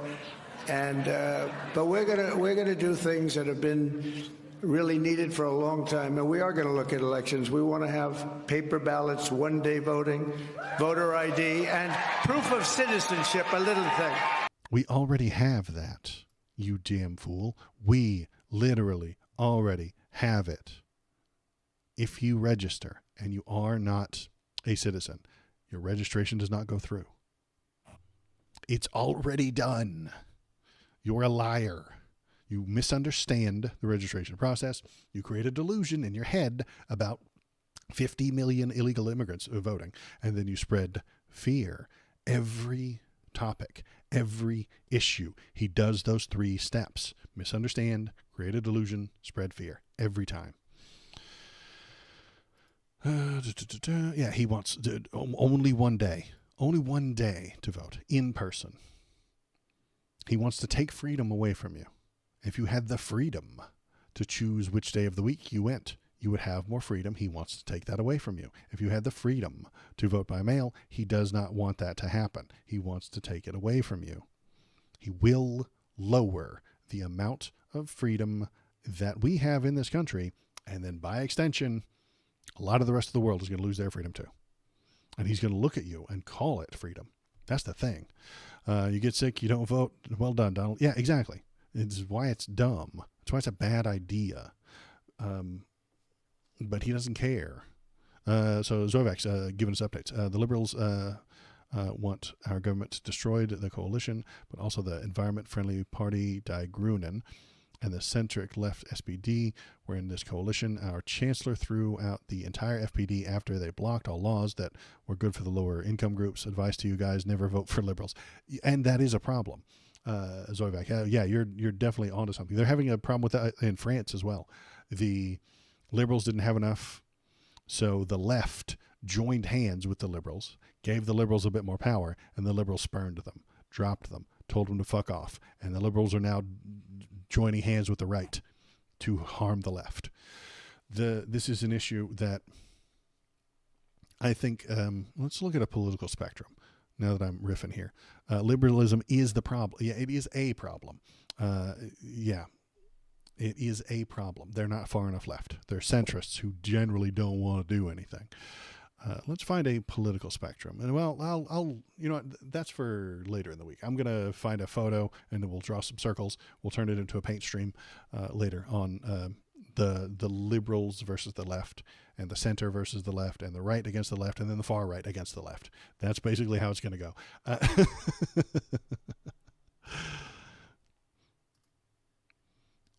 So yeah, he wants to change all the rules and make everything less free. What else have we got?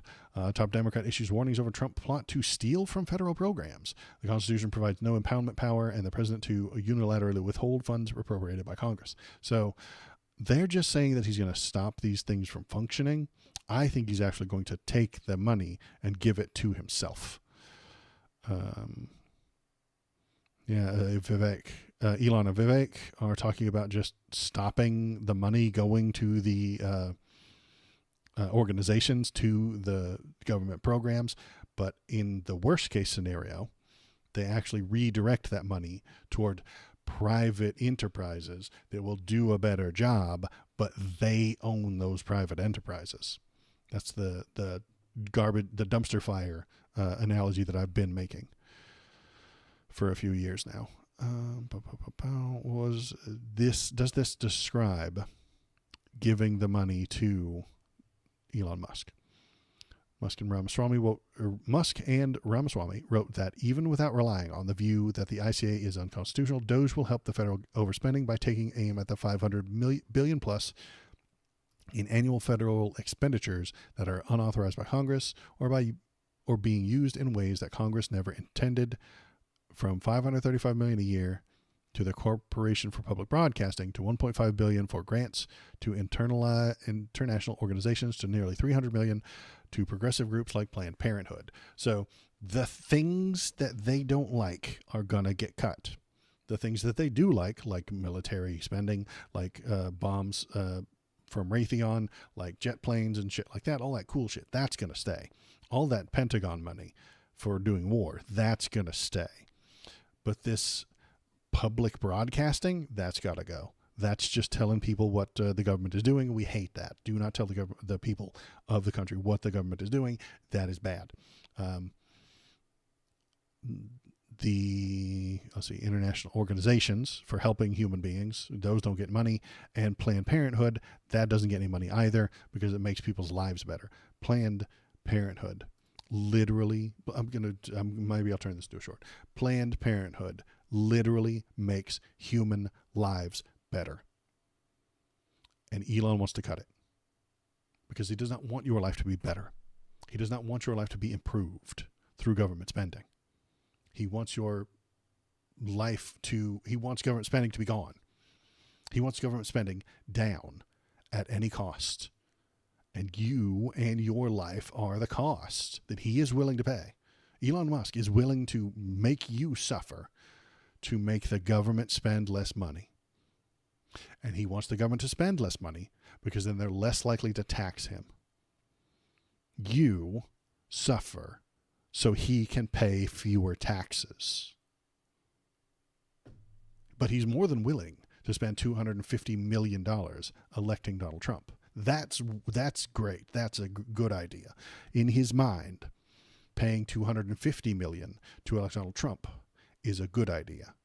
Paying $1 million in taxes is a bad idea. If the government raised his taxes by $1 million, he would scream bloody murder about it for the rest of his life. But spending $250 million to elect Donald Trump to cut his taxes by $1 million, that's somehow fiscally sound. I hate capitalism and what it does to people, because this is what it does to people. Salon is just going to complain. They're making it worse than the Gilded Age. Here we go with the Gilded Age. Welcome to the new Dark Ages. If Trump has his way, the next 4 years will be worse than ever, even in the Gilded Age. Is there anything important on this one? I didn't really read this one very much, but it sounded like something I had mentioned in the past. Some see Trump as reviving the so-called Gilded Age of the late 19th and early 20th centuries, an era of great prosperity as well as technological and industrial growth. It was an era dominated by corrupt captains of industry. Elon Musk thinks that he is a captain of industry. Vivek Ramaswamy thinks that he is a captain of industry. He has only gotten rich by rug pulls. The same with the Hawk Tuah girl and her coin. You know, the Hawk Tuah coin, the Hawk coin, pumped, dumped. Same thing that Vivek Ramaswamy did to get rich. He pumped a stock, built up everybody's expectations of it. Then when it got had a lot of money, he sold it. It crashed. It burned. It did nothing. It failed. That should be the end of his career, but that's the new American way. That is how the American economy will work for the next few years. Scams. Pump it up, sell it, dump it on somebody else. That is the new American way. Oops, I'm so crooked here. Robber barons is what you could actually call them, whose corrupt influence also extended to government and politics. Leaders in the Gilded Age did not reject science and rationality. Quite the contrary. They embraced both because they saw it as an essential to the growth of capitalism.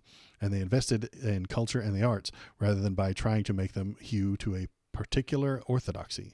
Yes, Trump's era may ultimately have some attributes of the Gilded Age. I think it will be much worse. Trump and his MAGA followers reject the cultural legacy of the people who founded this nation.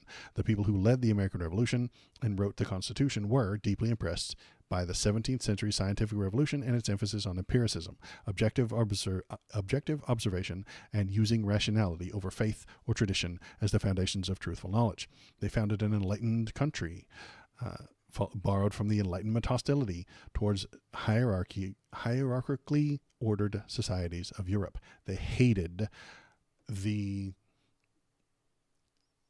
English nobility because the English nobility didn't earn their titles. You were born into it. That pissed off the founders. The founders of America did not like the idea of English nobility having power that they didn't earn. And I would put that towards Elon Musk. Elon Musk, you were born so far off, so better off than most Americans that you now think that you are better than them. In 2017, the CEO of the writers group PEN America warned of Trump's repudiation of American ideals grounded in the Enlightenment of self-expression, knowledge, dissent, criticism, and truth.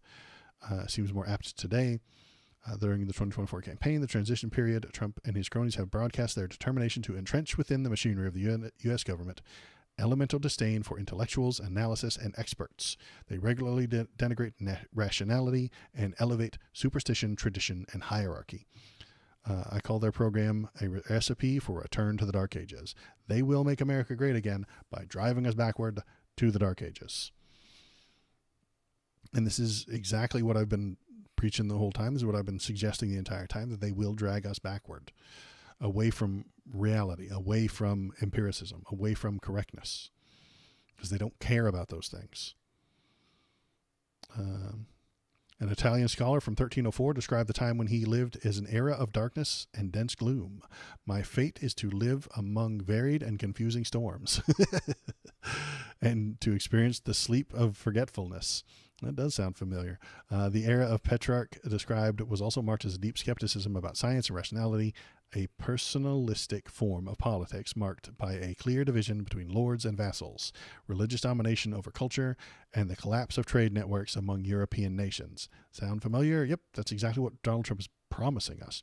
He's promising us Lord Elon Musk. He's promising us that we will be vassals to the state. He is promising us religious domination over culture by denying the trans rights, denying gay rights, denying women's rights. The religious will have more rights. They will be more important. They will be the first-class citizens, and then anybody who isn't a straight white Christian male will be a second-class citizen or worse. And the collapse of trade networks with his trade wars. So this is what's coming. Trump's start to impose stiff tariffs. Yep. Will put us on a trade war. It'll be bad. Then, let's see. On education, the incoming Trump administration hopes to give us free rein on an army of far-right Christians and attack the very foundations of free secular education. Last week, Pete Hegseth, Trump's nominee for defense secretary, called for an educational insurgency where you build your army underground of children so they can grow up to be the next generation of fundamentalist culture warriors. Does that sound like fun? Is that something we want for the country? And secret underground army of children who believe in Nazism? I mean, that sounds like a bad idea. For the arts, Trump's first term was something of a disaster. As Judy Berman, television critic at the time, explained, the arts and entertainment suffered mightily as Trump held court in the White House. His policies made it harder to subsist as a creative professional as he lashed out at the arts and their practitioners. That doesn't surprise me. That's some Nazi shit right there, too. Trump rhetoric, Berman concluded, intensified an enmity between the arts community and the right that dates back to the Reagan-era censorship of transgressive artists. Trump was bad for art.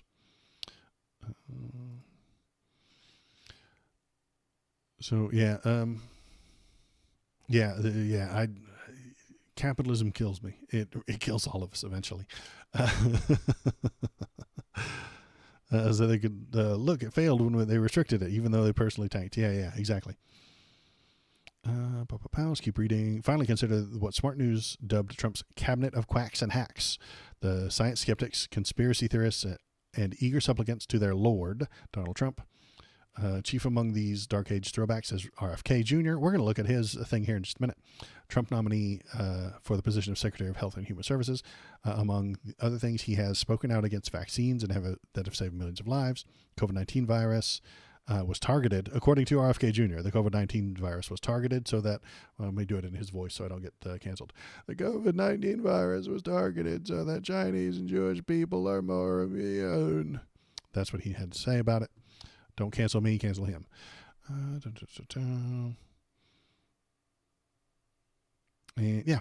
So it's gonna suck. We're gonna enter the Dark Ages, and I think that this guy is absolutely right. Let's do the RFK thing. The RFK thing right here. Here we go. So since we were just speaking about RFK, I'll segue into that. The rich people are not the problem. Majority of rich people in Germany, only an example because I know my country is better than the U.S., are for greater taxes, and for rich people because they don't even notice if 1/1,000,000th of a month is missing. Yeah, and those people can be good, and I would welcome them on our side. But if the poor would have more money, they would spend it and kickstart the economy, which brings rich people more money. Yeah, exactly. The economy's a wheel. It's got to flow. But American right wing and American rich people got tricked by Ronald Reagan back in the 80s for his trickle down problem, is that if lower taxes at the top would make them spend more money, it doesn't. If a rich person gets a tax cut, they don't spend it on more food. They already have more than they need. They don't spend it on more TVs or jet skis or boats. They spend it on the stock market, which makes the stock market go up, but it doesn't help me and it doesn't help you. If they did spend it, I mean, they can only have so many jet skis, they can only, and even that's not for rich people, that's for dumb, poor people. They can only have so many yachts, and there's no reason for them to buy another one. And even if they did, that only helps the yacht building business. It doesn't help all the businesses. But if we tax them and then give the money to the poor people spend it on bills. They spend it on food. They spend it on rent. They spend it on important things. And that money goes back up. Trickle up. Tax the rich. Put it at the bottom. Give it to the bottom, and they will spend it, and it will go back up. That's the cycle that needs to happen. Politicians are the problem, and not really the rich people. And I think it's the fact that they are so in line with each other. It's the people who've been tricked by this stuff. The politicians in the rich guy's pocket. It's called lobbying. Yeah, the lobbying is the problem. The oil baron pays a politician to support legislation that gets him more power and more income. Then the legislation takes away that away, and no matter who, and it hurts. Yeah, exactly. Trickle up economics. Yeah, maybe. But if I call it that, you need a better name for it, because it is socialism. It really is. Taxing the rich for the poor is Marxism, from each of their ability to each for their need. They have the ability to make money, so we tax them. And then the people at the bottom need it, so we give it to them. It is a great idea, but we can't call it Marxism, because that word has been poisoned. Socialism has been poisoned. You can't use the terms. So we call it trickle up. We call it capitalism 2. We call it the sequel to capitalism. It is capitalism plus. Well, now we tax the rich and give it to the poor. You got to trick them. You got to trick people into paying attention to it and appreciating it. All right. So this is RFK Jr. He is... I took the test that RFK Jr. is using to determine who should work at his health department, and we are extremely doomed. So this is fun. Donald Trump has promised to allow RFK Jr. to go wild in his new role as Secretary of the U.S. Department of Health and Human Services. The environmental lawyer, anti-vax conspiracy theorist, and brainworm survivor charted an oddly shaped coalition of COVID denialists and almond moms on his path to the White House, all of which he successfully marbled into Trump's platform during the waning months of the campaign. It is hard to know exactly what Kennedy is cooking up for public health, or if some of his more radical ideas, like removing fluoride from the water supply, will ever make it past the purgatory of advisory boards. But we do have at least one hint about how the man intends to structure the wing of the executive branch, a test ostensibly designed to locate potential employees for RFK's reign at HHS. Among other things, Kennedy would like to know if you've ever experienced clairvoyance. The whole assessment, which is reported by Puck and was confirmed to be real by the Trump transition team, is available for anyone to take. So I clicked on it. Do you guys want to take this with me? Won't it be fun? Maybe I won't go to jail. I don't know. Maybe I will. Maybe if I fill this out with not my real human name, they will come and murder me. I don't know. Let's find out.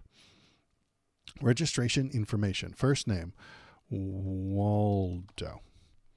Last name, Lastname.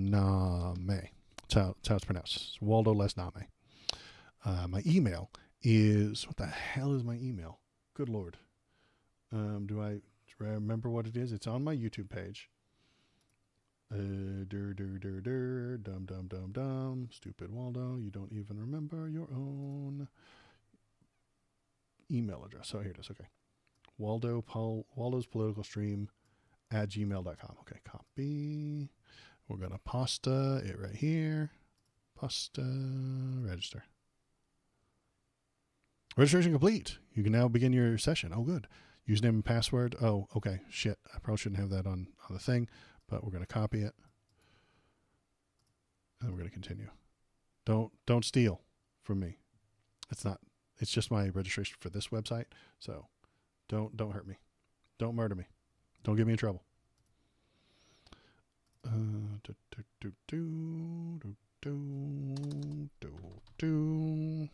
we go. All right, here we go. Welcome. While it varies, well, let's raise this up so you guys can see it. How does that look on your screen? It looks good to me. Let's go back to my thing. So hop into chat. Tell me what you're thinking. Tell me what you're feeling. Tell me what we should answer on some of these questions. I am going to take this test, and we'll see how it goes. You know, let's go nuts. Let's find out if we should be working for the DHS.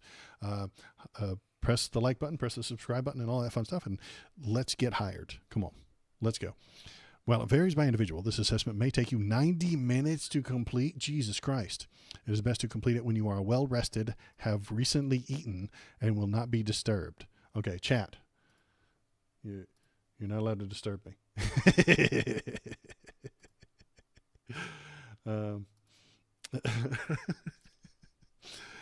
Okay.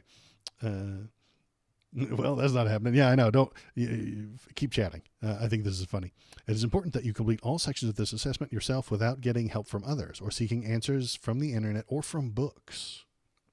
Okay, so you guys keep distracting me and give me the answers when you can. We're totally cheating. Each of the 17 pages contains a pattern with a piece missing, indicated by a question mark.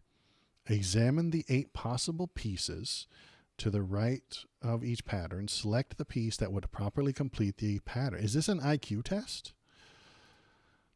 Okay. Holy Jesus. Here is a pattern with a missing piece, indicated by the question mark. There are 8 numbered pieces to the right that should be substituted for the question mark. One of them is correct to complete the pattern. What do you think is correct? So we've got a shape, and a yellow bar and a yellow circle thing. So the answer is going to be a yellow oval. So let's 1 and 2 have yellow ovals. 5 is on the wrong side. 7 is on the bottom. So I'm thinking the answer actually is bottom number 2. What do you guys think? That might be fun, KBP. I think the answer is number 2. I really do. The answer is piece 7. Why 7? The piece has to contain a triangle. Why does it have to contain a triangle? Because it complete. So I chose number 2, which is a triangle and an oval thingy, and you said it's number 7, which is a triangle and an oval thingy. Why is my triangle not right and yours is? Rectangle, triangle, circle, no, okay. Because all the complete rows and columns contain one rectangle, square, and triangle. So it's rows too? Jesus Christ. Yeah, apparently the triangle's the wrong shape.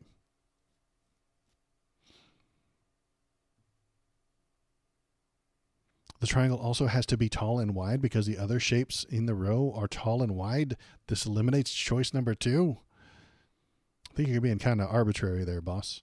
But let's go fail this IQ test. This alternate IQ test put together by probably RFK Jr., who is a lunatic with a fucking brainworm. Okay. Please select the missing piece from among the 8 possible pieces and then click next. Okay, so it's here in the center. Square, circle, diamond, circle. Wait, what? Square. Okay, so the last one, it's got the diamond, the square, and the circle. So this one is missing a diamond, a black diamond. So we need a black diamond. That means 1, 3, 5, or 7. Okay. Then we've got 2 bars, 1 bar, 1 bar, 1 bar, 3 bar, 3 bar, 3 bar. So we need a black diamond and 2 bars. Black diamond and 2 bars is number 5. So I'm going to say the answer is number 5. Yeah. Valor agrees. Okay. Picture 5. Next. It doesn't tell me if I got it right or not. Shit. That's going to make for bad streaming. But it's okay. Please look at the missing piece. Yeah. Okay, great. So we've got bar, bar, bar, double bar, double bar. So we're looking for a double bar with double bar. So 2, 3, or 7. The circles are the same sizes, I suppose. 1 at the end, so it's a bigger circle.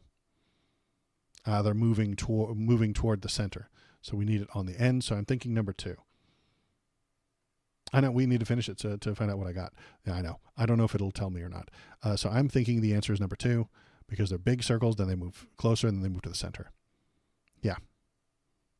Number 3 is in the wrong position. Number 7 is too small and in the wrong position. Number 8 is the wrong kind of thing. So this is picture number 2. Next. Pieces. Okay. Jesus Christ. All right. So we're looking at a triangle that points down.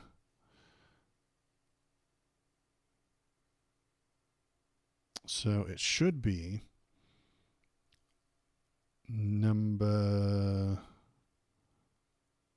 6.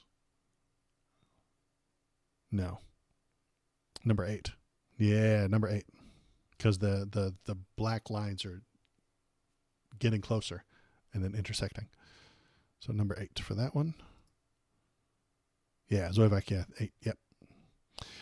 We're on number 4 of 17. How does this make you better at healthcare? I don't know. You guys, I'm going to be a healthcare wizard when I'm done with this. Okay. So these are all blue, yellow, blue, and yellow. So this one should have some yellow in it, right? It looks something along those lines. Huh. Should have some yellow. This is too big. This is too big. I'm thinking number 4. Or number 2. No. Number 2. Yeah, I think number 2. Yeah, RFK Jr. is a bit of a mess. I'm thinking this is number 2. Because we've got thing there. No, we can backtrack it. We can backpedal it. Right? We got to work backwards. Here's this. Here's this. Move it. I don't know, man. Why is this one not 2 little blocks? I don't know. 5? You think it's 5? No, it's got to have some yellow in it. Right? No. Yellow's here. I don't know what this. This one's just a fucking mess of colors. Wait. Okay, see this one? The rectangle, the square moves to the left to make this. Square, yellow moves to the left to make this. So, what? Wait. So it is number 5. Yeah, you're right, Zoevac. Yeah, 5. You're right, you got it. Number 5. It took me a minute. I didn't know which direction we're going here, so. Okay, circle, line, triangle. You have to add them up and then fuck with the line somehow. So this is going to be a yellow circle inside a blue circle. So we're number 2, 5 or 7. And then the lines, I don't know what the fuck the lines are doing.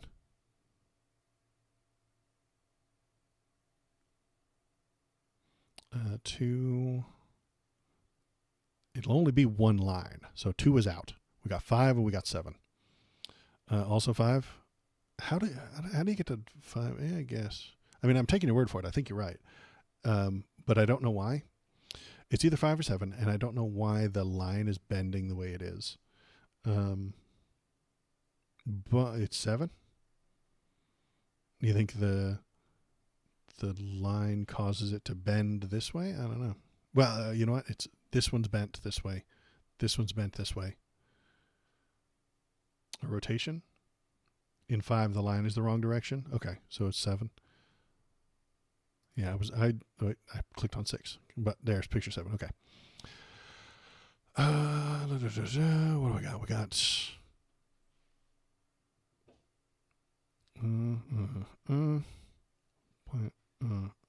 So this one would have.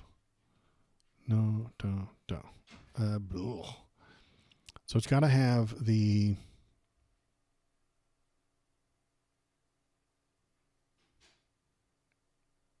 Why is the pentagram appearing and disappearing at random?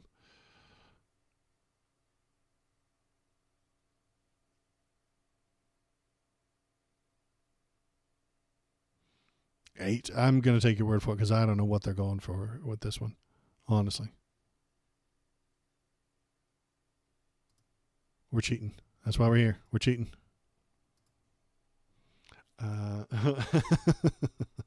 Oh, did I mess it up? Can I go back? Previous.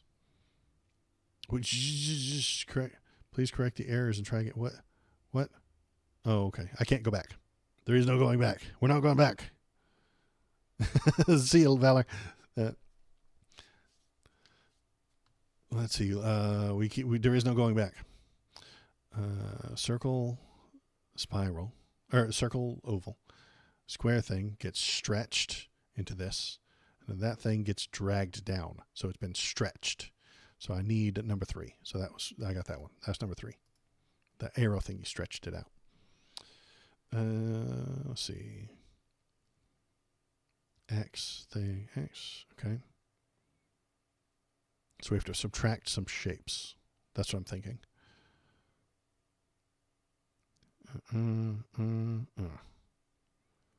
This minus the plus sign equals that. Something minus this and this equals that. So what we need is this life ring with a plus sign and a pentagram. Life ring with a plus and a pentagram is here. Yes. Yes, number 6. I think this is correct. My entire life is riding on this, you guys. Yeah, so back. Yeah, 6. Yep. My entire life is riding on this test, you guys. If I get them all right, then I get to work for RFK Jr. in the Department of Health and Human Services, removing all the fluoride and preventing you from getting your measles vaccinations. That's the plan. Let's see. Triangle, pentagrams. Okay.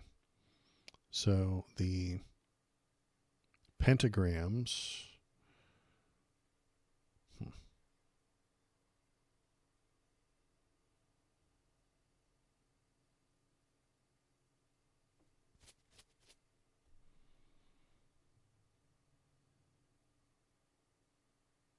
Number 6 again? It's just a plain triangle.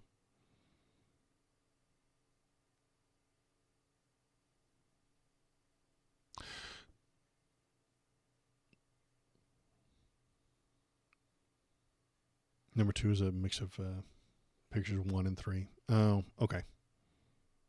All right, I gotcha. And that would make it number 6. Wow. Jeez. You're better at this job than I am. I'm going to, when I get the job at the DHS, I'm going to call you, Zoe Vac, on a regular basis and ask you about immunizations and chemicals in their food and red dye number 3. Because clearly that's what this is about, right? God, we're only on number 10. Okay. Square thingy equals what?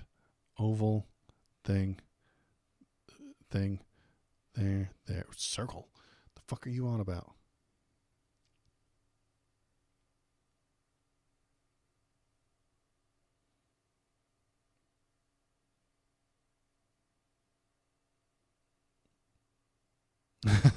Yeah, that's fine. I'll call you. Yeah, it's fine. I'll have a giant tax paid salary.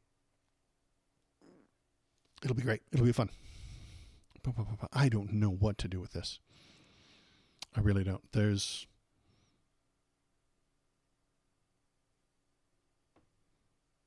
how to.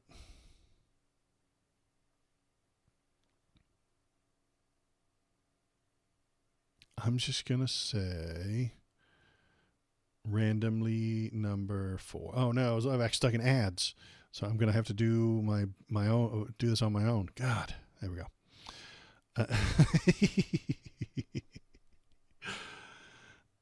Let's see.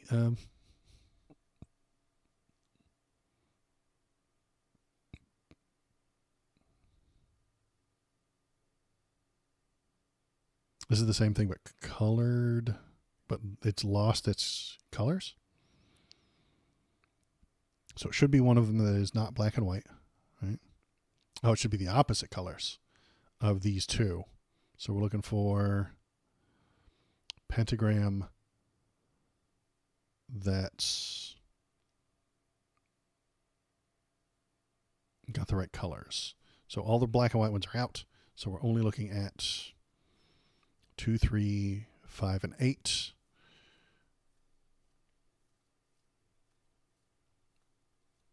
We already have a blue. That's exactly the same. 3 has those same colors. 5 has some of the same colors. Welcome back. Thank God you're here. Sorry, back. I am I guessed on the last one, and I think that's going to hurt my percentage. But I think I got this one down to 2, 3, 5, or 8. But we already have 5 on the board. We already have 3 on the board. We have 2 on the board. I'm thinking it's number 8. This is the only thing that isn't on the board already. So I'm going to choose number 8, I think. Yeah. 8 seems correct. Let's go 8. Good Lord. Okay. They're all 8 is correct. Okay, good, great. Great minds. Yeah, we're coming together. We're bringing it all together. Anybody else who's watching, hop in the chat. Tell us what you're thinking. Feel free to troll me and tell me the wrong answer. Make me doubt myself. It's fun. Yellow on top. It's got to be black on top. Oh, no. So I think this is a cube 3D spin thingy. So we've got 2 yellows, a blue and a black. 1, 2, 3, 4. Okay, so D6. Think about it in D&D terms. Let's say we don't know that there's any gray on it.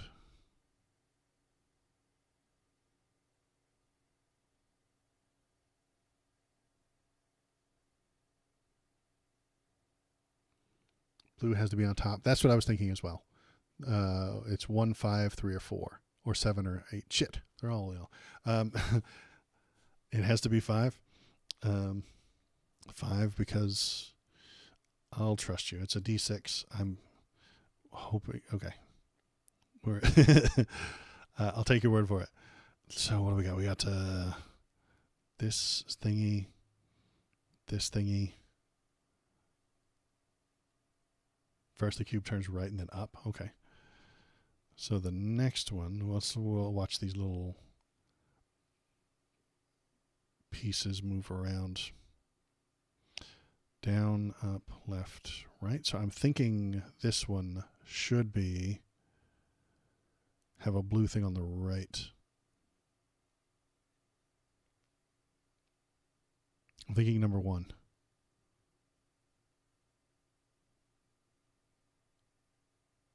No, that's too many blue things.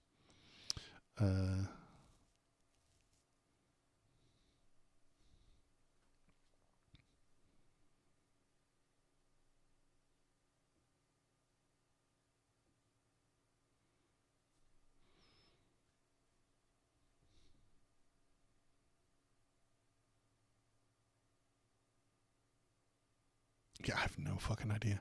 We're going to say number 1.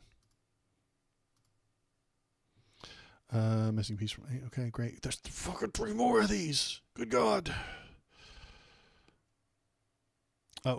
Just show everybody. Should I have my hat on?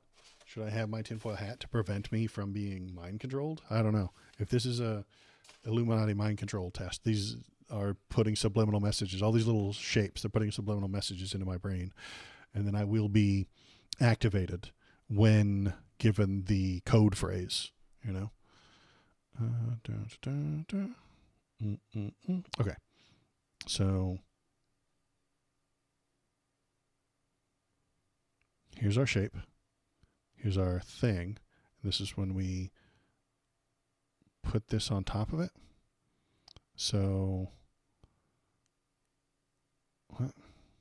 We put it on top of it, kind of, and we take out a square. So we're going to subtract a square, which is only this one, number 4. Yeah, it's 4. Okay, cool.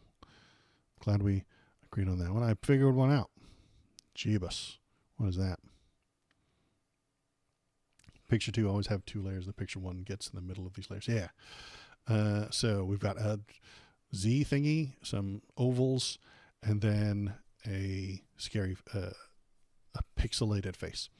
We got some more thingies and then some ovals. And we need another pixelated type face, but I don't know where to put the rectangles.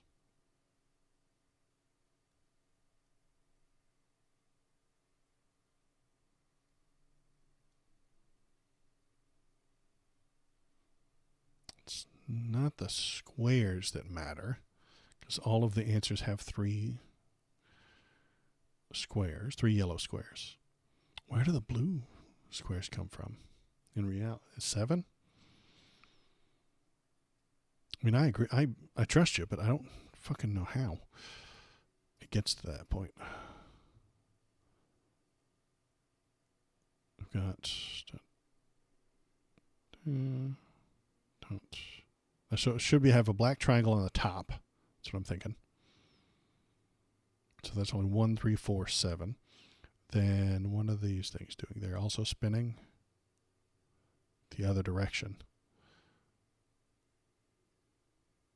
So I'm thinking this one has a triangle, or has a white cube, a right rectangle coming out the left side. Not 1, not 3, not 4, but 7. Yeah, it is at 7. Yeah, great. Okay, I got 7. It's just an ugly looking clock.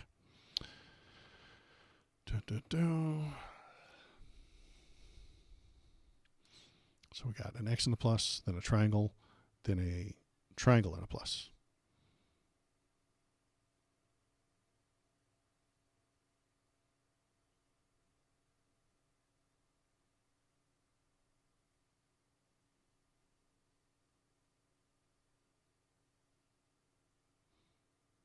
Also 7? Yeah, because yeah, we need a line, we need the triangles. Yep, okay. Good God, I think that's done. Wow. Jeebus, that was rough. 6 questions. Each presents you with a word and asks you to choose a word from the whole list, meaning that's closest given word. Oh, so I'm stuck. My brain is stuck in geometry and shapes. What's the thing? Vocabulary. There's a vocabulary test. Okay, great. I should do okay at this. It's like the word that whose meaning is closest to thriftily. Liberally, no. Frugality, yes. Jauntily and pointedly, nope. Accomplice.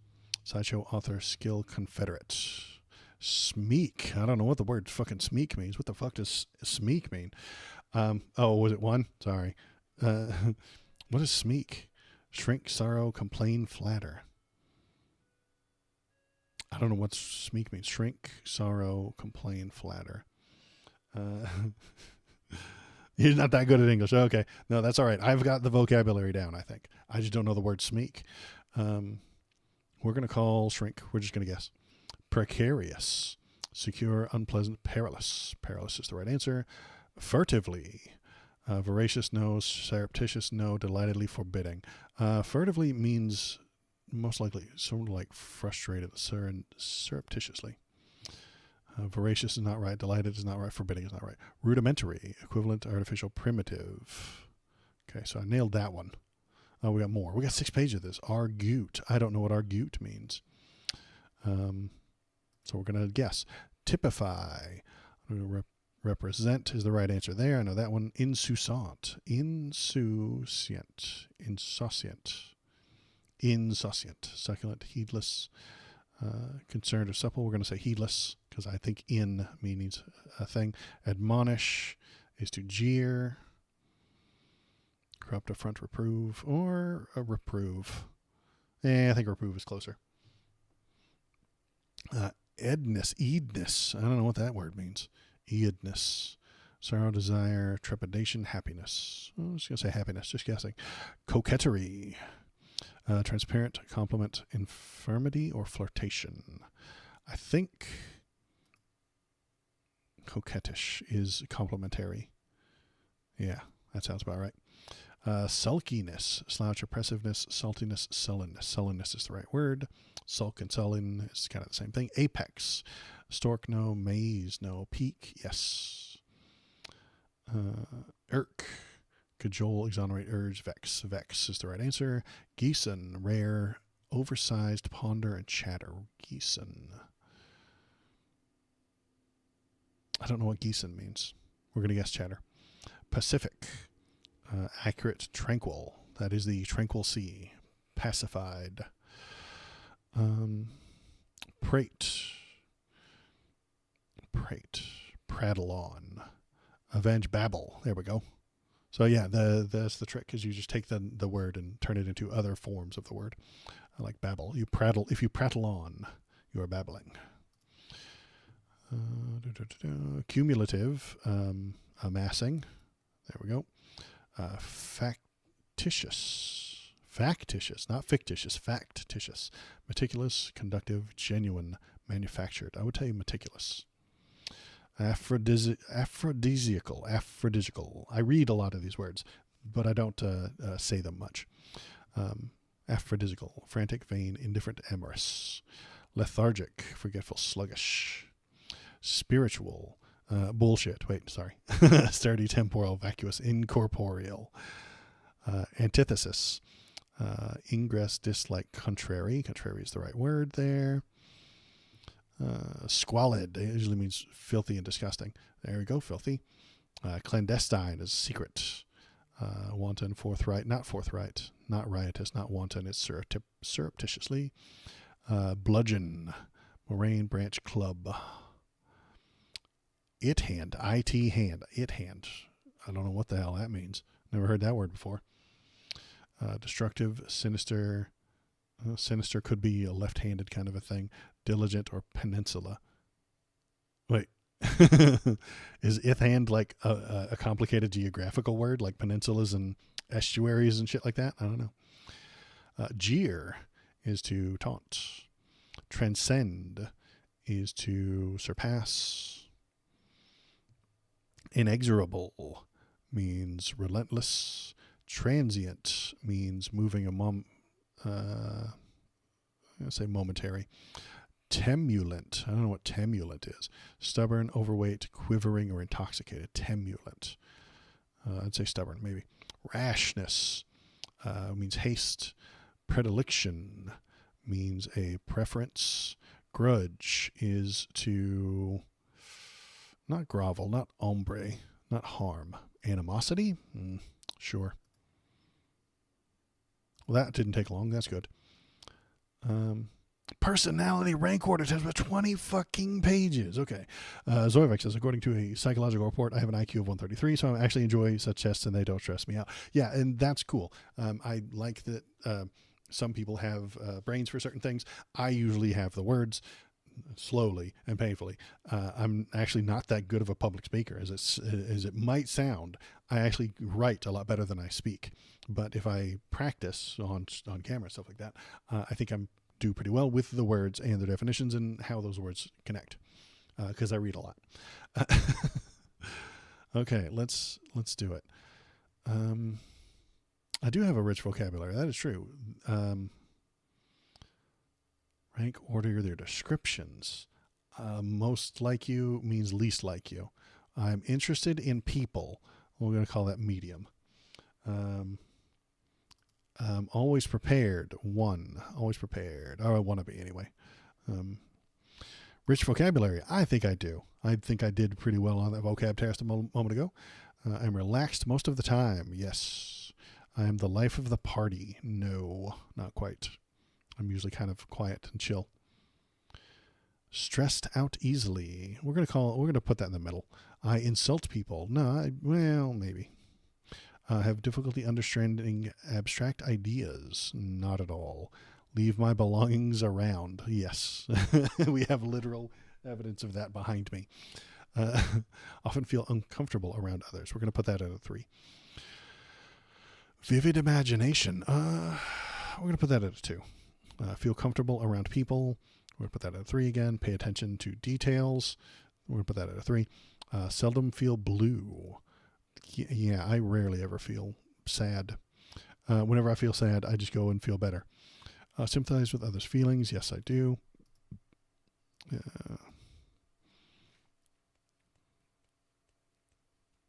I do keep in the background usually, except when I'm streaming, but in real life I do tend to hide in the background. But I'm 6'3", so I stand out at the same time. It's complicated. I am not interested in abstract ideas. Well, I am interested in abstract ideas. Wait, I am not interested in abstract ideas. Wait, fucking shit, what? Yeah, so that doesn't represent me at all. I am not interested in other people's problems. Well, sometimes I am. Put that at 3. I make a mess of things. Yeah. Worry about things. Yeah, no. I never worry about anything. The person who worries and then suffers twice. Get chores done right away. God, no. Put that shit off. Start conversations? Sometimes, but not always. Have excellent ideas? Yeah. Have a soft heart? Yeah. Am not easily bothered by things. We're going to say usually things don't bother me. I'm easily disturbed? No. Have little to say? No. Do not have a good imagination. I think I have a great imagination. Thank you. Often forget to put things back in their proper place. Shut up. Yes, I know. No. Wait a minute. I put them in the proper place. It's just that nobody agrees with me on what the proper place is. I have a whole bunch of tools that are just sitting on the thing back there, but that's where they go. Damn it. The proper place is wherever the fuck I want them. I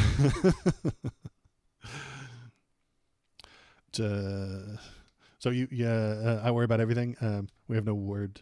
We also have a word for that in German called Weltschmerz, which means feel sad and guilty about the of a bad things happening around the world. Oh, okay. It's a tool mantle. Yeah, exactly. This is a tool mantle back here. That's where they go so that I can see them. If you stop looking at your tools, they will disappear. This is the truth. Everyone knows it. If you put them out of sight, they will cease to exist. You'll go back and look for them and they won't be there any longer. This is a problem. I'll forget to put things back in their proper place. We're going to go 23. We're going to go dead center on this one. It's just that my proper place is wherever I put them last. And then I will remember where I put them last. Feel little concern for others. No, I feel lots of concern for others. That's why I'm a leftist, you see. Quick to understand things. We're going to put that on a 2. Take time out for others. We're going to put that on a 2. Like order. No, I do not like order at all. Chaos. I'm going to put that in the 3. I think that's the most average thing you can put there. Order is important, but it is a part of, it is a perspective kind of thing. Things look disorderly to you on my tool mantle back here, but to me it is in order because it is exactly where I want them and it is exactly where I need them to be. Talk to a lot of different people at parties. God, no. Rarely get irritated. Yes, that is correct. I get upset easily. No. Shirk my duties. We're going to say no. But we'll put a 4 there sometimes because I do like to dodge responsibility. Don't like to draw attention to myself. Yeah, that's right on me. I don't like to draw attention to myself, even though I'm live streaming, but that's complicated. Unless you can't get cards. I know, I can't get cards. That's that. Bro, listen, KBB, listen. When I can't get cards, it's not easily. The word easily is here. There is a word easily here. Okay? When I play Catan with you and don't get cards and get frustrated, it's after hundreds of times that you roll the dice and get exactly what you want. Why do the dice numbers never come up? Yeah, exactly. My numbers never come up, but yours always do. That's how it works. And that's not an easy thing. Keep playing slots. You lost your 50 points. Yeah, okay. I gotcha. I am not really interested in others. That does not sound like me at all. Try to avoid complex people. I don't try to avoid them. Use difficult words. I use difficult words all the time. I follow a schedule. Yes, I do. I seldom get mad. That is true. I feel others' emotions. Yeah, for sure. I don't mind being the center of attention. 3, because it's complicated. I am the center of attention with a whopping 8 viewers right now. And I recognize that that is weird that I am also an introvert, but in reality, in person, I am actually rather introverted.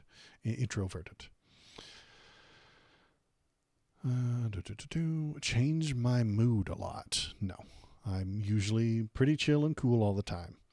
Zoivak loves attention because I believe that about 50 to 60% of the humanity is dumb as shit and want to teach them. I know it sounds conceited, but please look at world politics. That would be proof of it. Yeah, you're right. And that's kind of why I push past my introvertedness to do what I think I'm doing right now, which I think is fun and interesting. Maybe if you think it is, give me a thumbs up, give me a like, and talk and chat. Have difficulty imagining things. No, I do not have a difficulty with that. I am quiet around strangers. Yes, this is me. I am quiet around strangers. It's a thing. I am hard to get to know. Yes, probably. I neglect my duties. No.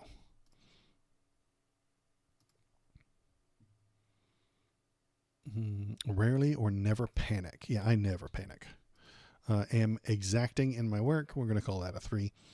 Make people feel at ease. Yes, for sure. I think I do. Says the streamer on a Sunday who streams on Saturdays. Yeah, I know. Shut up. Extenuating circumstances. And I felt bad for that. Shirk my duties. I was playing Path of Exile 2 all night long Friday night.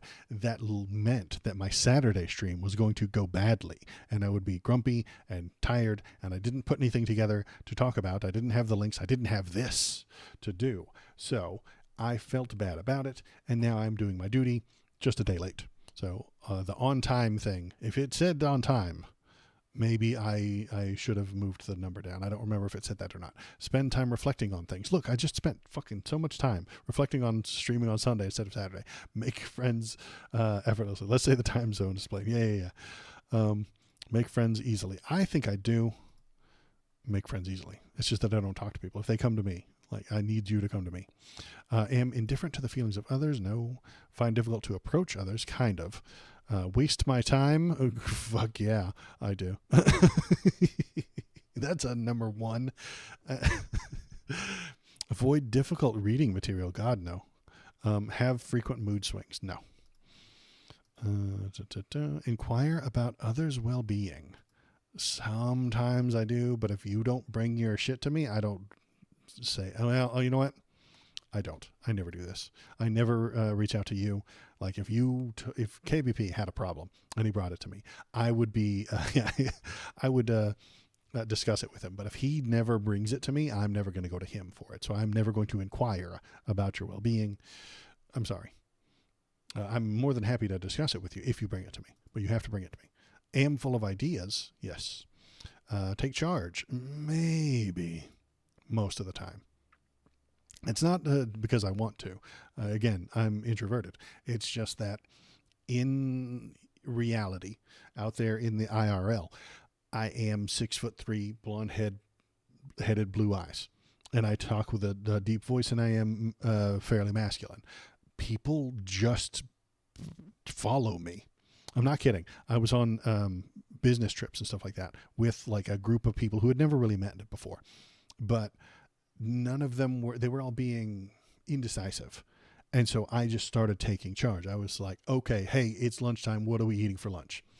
None of them wanted to be the one to say, hey, let's go eat lunch. So I was like, hey, it's lunchtime. Let's go. And then they couldn't decide on a place. And so I just started walking, and they all just started following.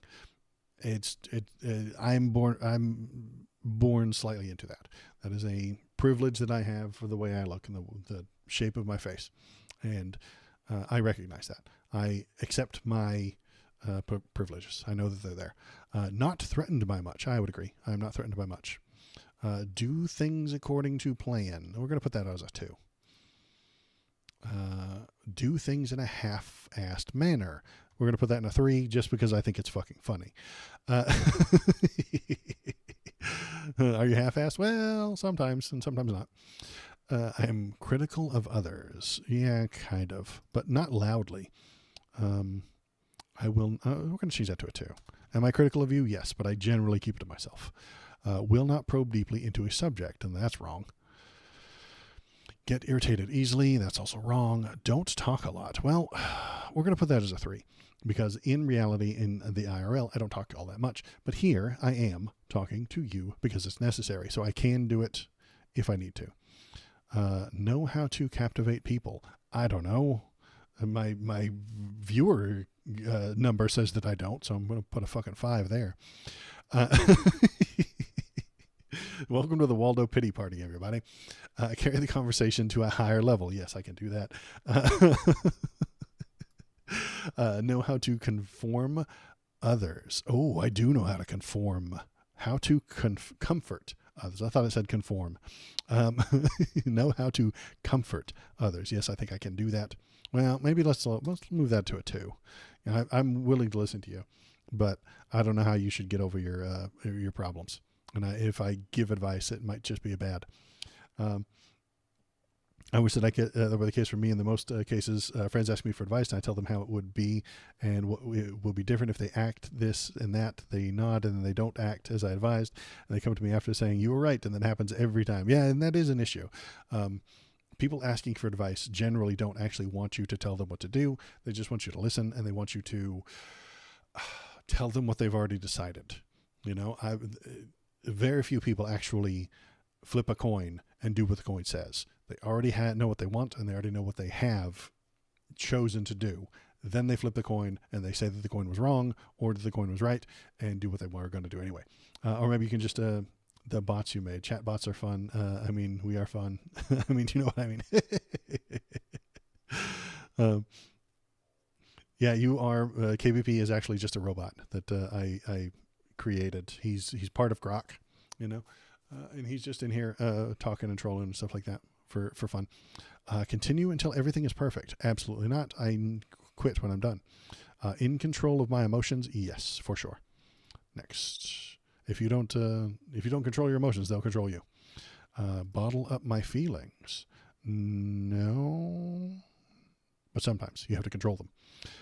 Find it difficult to get down to work. No, I do not find it difficult to work. Often feel blue. No. Do not generally show gratitude. I don't think that's true. But I say thank you all the time. Do not really like to read challenging material. That's fine. We already asked that question. Feel at ease with people. 3. Make plans and stick with them. 2. Love children. Yeah, kids are silly. Catch on to things quickly. I think I do. But I think I answered 2 on that one earlier. Catch on to things quickly. That's the trick. That's what this whole thing's about. Hey, are you catching on that we're fucking with you? Difficult to offend. Yes. Yes. You can't offend me. I can see that you have offended other people and tell you that you shouldn't. Leave a mess in my room. What's the definition of mess, honestly? Do things the conventional way. No. God, no. I waited until I was old to start getting on the internet, and I don't even know any of the slang. And here I am. I downloaded like 1,000 emotes, and I don't know what any of them are. There's like all these emotes on Twitch that I don't understand, and I'm afraid to ask. And I loaded a bunch of them up because that's what the kids want, and that's what the kids need. And I don't know what any of them are. Here's a bunch. Am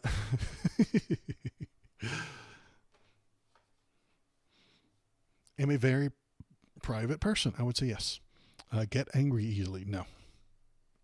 Well, we're going to move that to a 4 because I can't get cards sometimes. Put myself first. We're going to put that at 3 because I'm right in the middle on that one. Do not get caught up in my problems. I would say, yeah, I usually don't care about my problems, but they are mine, so that I do care sometimes. Am skilled in handling social situations. We're going to put that as a 3. I don't know why. Love order and regularity. I do like regularity, and the order is what I make of it. So we're going to put this as a 2. Am on good terms with nearly everyone. Yeah, for sure. I don't think I have anybody who doesn't like me. Even on YouTube chat, I'm nice to the people in there. Can handle a lot of information. Yes. Am good at narrow range of things. No way, dude. I'm good at lots of stuff. Do not like to tidy up. Why does it keep asking you about my cleanliness? We're going to put that as a 3. I don't like to do it, but I recognize. Grumble about things. I feel that we have a lot of actual, literal video documentation of me grumbling about things. So we're going to put that as a 1. Infrequently help others. I think we're going to call that a 3 because I like to help other people. Wait for others to lead the way. No, not usually. All right. Whew. Man, that was rough. The personality test section was 10 pages. On each page, 5 to 10 descriptive phrases from a list of 20 phrases. Good God. Whew. I need to pick 5 of these. I'm not easily frustrated. I try to follow the rules. I seldom feel blue. And what's 3? Can say things beautifully. Yeah. Fuck off. If you say I'm not good with words, you can eat my ass. I think I say things quite well. Feel comfortable with people. Warm up quickly. Rarely complain. Have a rich vocabulary. See? Please select 10 items. Good God. 1, 2, 3, 4, 5. I complain all the time. I cheer people up. I am easy to satisfy. Yeah, I am pretty easy to satisfy. It's true. 1, 2, 3, 4, 5, 6, 7. I need 3 more. I accept people as they are. I have a vivid imagination. And I believe in the importance of art. Now, that is actually quite important. There we go. Good God. I select 10 of these are the most accurate. I think it's just trying to trick you into clicking things that are contradictory. And then if you are contradictory, they kick you out. I hate this kind of question because every time I guess, well, I could tick every one of these. Yeah, I know. I agree with you. Man, I could do all of these. And I have to do it 10 times. And then I feel like I'm being contradictory if I click respect others. But I didn't click it on the last one, you know? And that makes me think that that's what this is. This is a test looking for your contradiction. And if you contradict too often, you'll lose. And then you won't get your job at the DHS and defluoridating the water. The final question, do you find yourself to be a contradiction? Yeah. Here's all the contradictions. Explain yourself. I do tend to follow schedules. I spend time reflecting on things. I rarely or never panic, for sure. I do feel other people's emotions. I enjoy hearing new ideas. Yeah, I love new ideas. 1, 2, 3, 4, 5. I don't use the difficult words. I can comprehend them. I just don't use them all that often. I respect others. I think I make insightful remarks. That's what I'm doing here.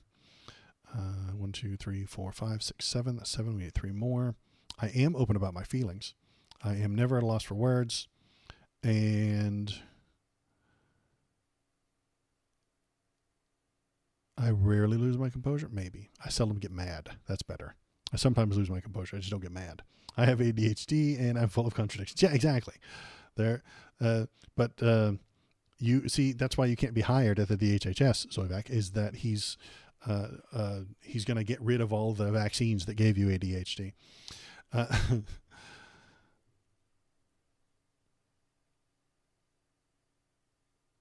10 that are most accuracy. Again.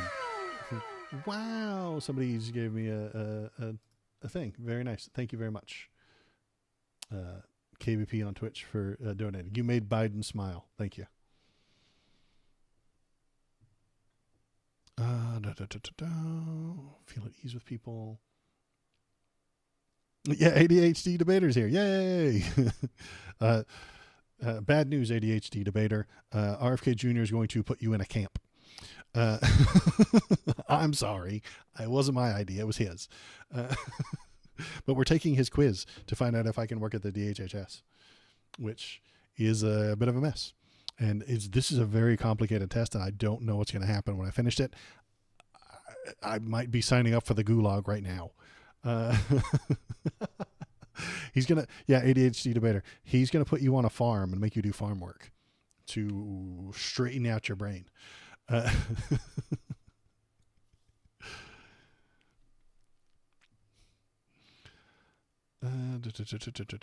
feel at ease with people. I catch on to things quickly. I think I do.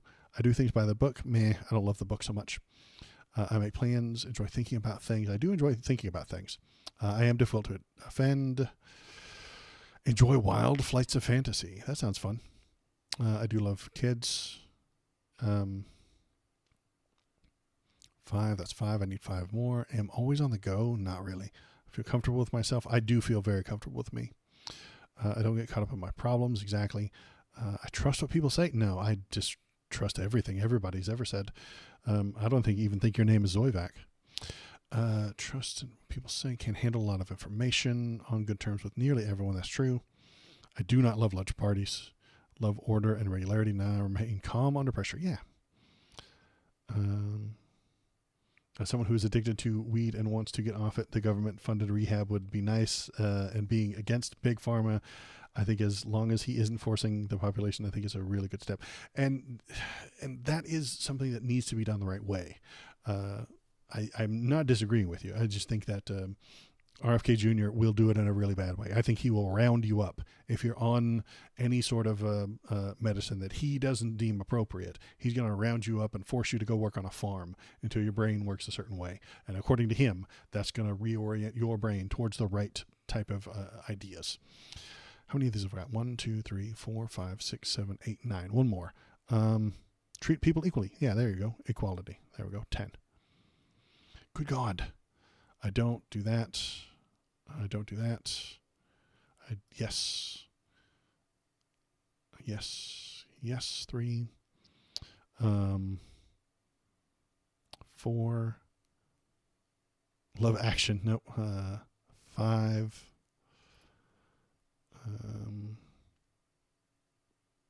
6. 7. 8. 9, I suppose. I am pleased with myself. If I don't compliment me, who will, honestly?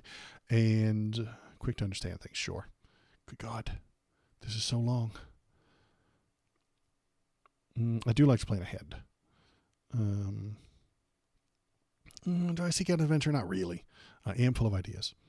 I try to understand myself. Yes, very important. No. 4. I do respect other people's feelings. Carry on a conversation at a higher level. I think I do that every day. It's 5. Not threatened by much. In control of my emotions, for sure. Careful to avoid mistakes, man. Like to be in the service to others? Yeah, I do. Like to help people and do stuff. 1, 2, 3, 4, 5, 6, 7, 8. That's 8. I do tend to take charge and use my brain. There we go. If I knew how to captivate people, I would have a larger audience. Not saying you guys aren't enough for me, but clearly not captivating. Take tasks too lightly. I do take a lot of things way too lightly. I am very frivolous. I don't worry about things. Interested in other people's problems. Make a mess of things. Yeah, I do kind of mess things up. Make demands? No. Belongings around? Yes, 3.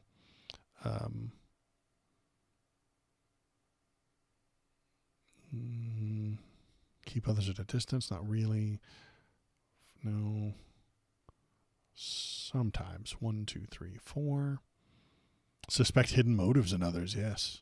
Everyone's out to get me. You'd be paranoid too if everyone was out to get you.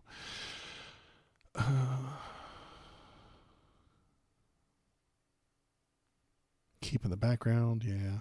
Hold back my opinions only in real life, but not online. So slightly in real life. I sometimes do that. I get stressed out. So I don't have any of it. 1, 2, 3, 4, 5, 6, 7. I hate the fact that I have to pick out 10 of these.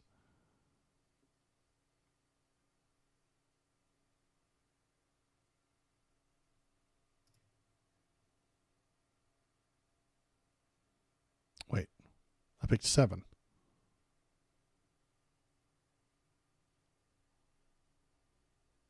Six. 5. Now I'm picking 5? All right. We were picking 10 before. We're wheedling it down, I suppose. 10 past 11. Hi. Thanks for coming in. We're trying to figure out if I should work for the DHS. This is the new test that RFK Jr. has put in place to weed out all the bad people. We're going to find out whether or not I ought to be working for him. Seems like a terrible idea, but we're doing it anyway. This is what you got to go through to get a job with him in the Department of Health and Human Services. Mood swings? No. Am hard to get to know? I don't think so. I do not like art. I do not do just enough work to get by, have difficulty imagining things, get back at others, quiet around strangers. I am quiet around strangers. Have difficulty expressing my feelings, not really. Find it difficult to approach others? Yeah, kind of. Have a low opinion of myself? No. I'm the smartest guy I've ever met. So I don't think I have a low opinion of myself. Then what do we got? Waste my time? Yes. 3. Have a sharp tongue? I think I can. It is an actual issue that I have to run into at work sometimes, where I tell you what I'm thinking and tell you what I'm feeling, and I get in trouble. If you're dumb, I tell you you're dumb. And that gets me in trouble. Skip difficult words while reading. No. Change my mood a lot. Am different to feeling of others, and avoid difficult reading material. So I need one more of these. Kind of retreat from others. Yes. I'm a little bit introverted. I'm a lot introverted. It's just that I force it out of the room when I'm doing streams. I do not avoid philosophical discussions, obviously. No, wait for others to lead the way. No, grumble about things. I do grumble. We have solid video documentation of me grumbling. React slowly. Yeah, I think I do. I stop and I pay attention to what's going on, and then I think about the things. Then I have a bad habit of not doing anything until I've seen all the evidence and all the stuff like that. So I'm going to put react slowly on there. Jump into things without thinking. No, I'm doing the opposite. Leave a mess in my room. It's not a mess. Everything is exactly where I want it. I do tend to avoid crowds. I don't do things the conventional way. I do not like to tidy up. I'm easily intimidated. Put myself first. Very private person. Yes, generally. And contradict others. Get angry easily. Feel I'm unable to deal with things. Good at narrow range of things. Break rules. Do not enjoy going to art museums. No, art museums are great. Do slightly break the rules. Shirk my duties. Believe too much tax goes to our support artists. Whoa. See, there we go. They sneak those hard right-wing ideas in there. Believe too much tax money goes to support artists. Not clicking that one. I don't have little to say. I do not like poetry. Keep my thoughts to myself. In reality, maybe. Often forget to put things back. No, the proper place is right where I put them. Believe that I am better than others. Yep, I am better than you. I'm sorry. I hate to let you know this, but I am. I am put off by unpleasant tasks. Don't get easily upset. Leave my work undone. Am easily disturbed. No. Do not have a good imagination. Dislike myself. Don't like crowded events. There we go. Find fault with everything. Yeah, I do kind of find fault with everything. I'm often in a bad mood. So I don't know what other two I want to put on this one. Do I avoid complex people, I suppose? Gets closest. And then